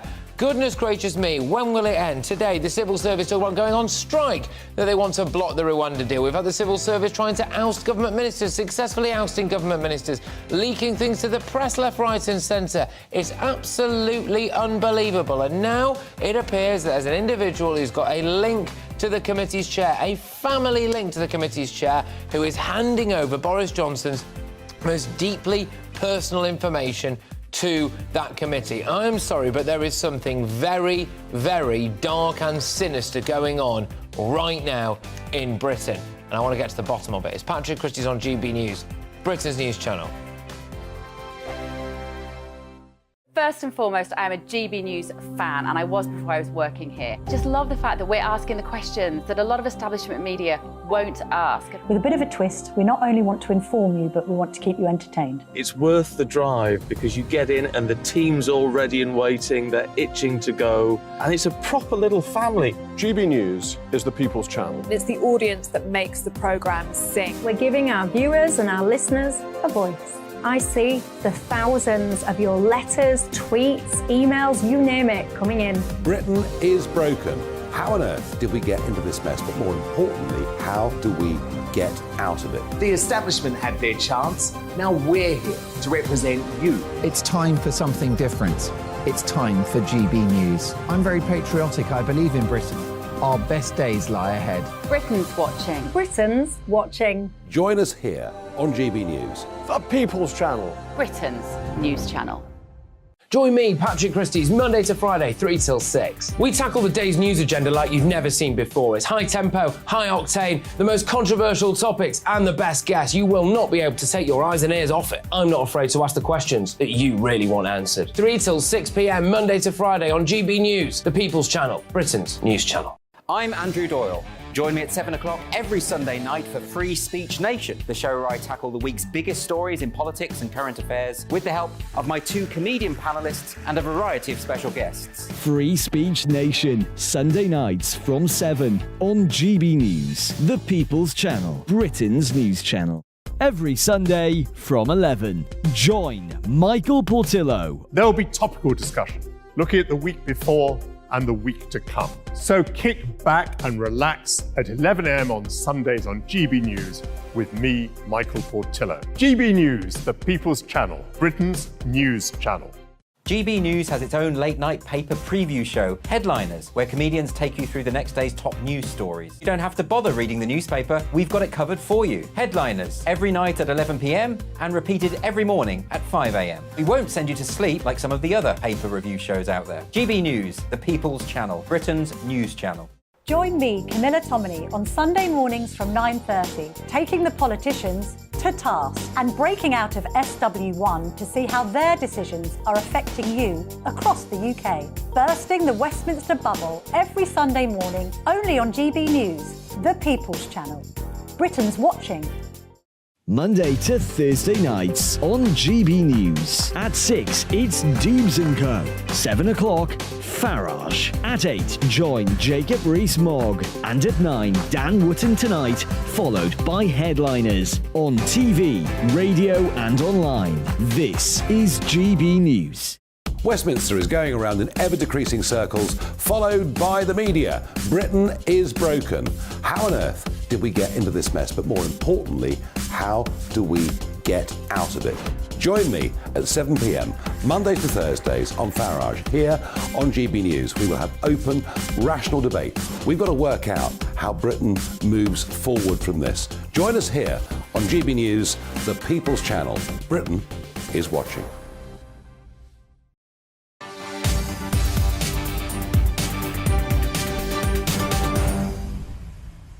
I'm finishing with a big exclusive, and it is from the Daily Express, specifically Christian Cowgie. And it's emerged in the past hour that a top Cabinet Office Mandarin, Alex Chisholm, who has played a significant role in last week's Boris Johnson police referral, is related by marriage to the Privileged Committee Chair, Harriet Harman. I'm going to go to Christian Cowgie, who is the senior political correspondent. This is Cowgie's Scoop, so I'm going to lob it over to you, Christian. Thank you very, very much. What's going on here?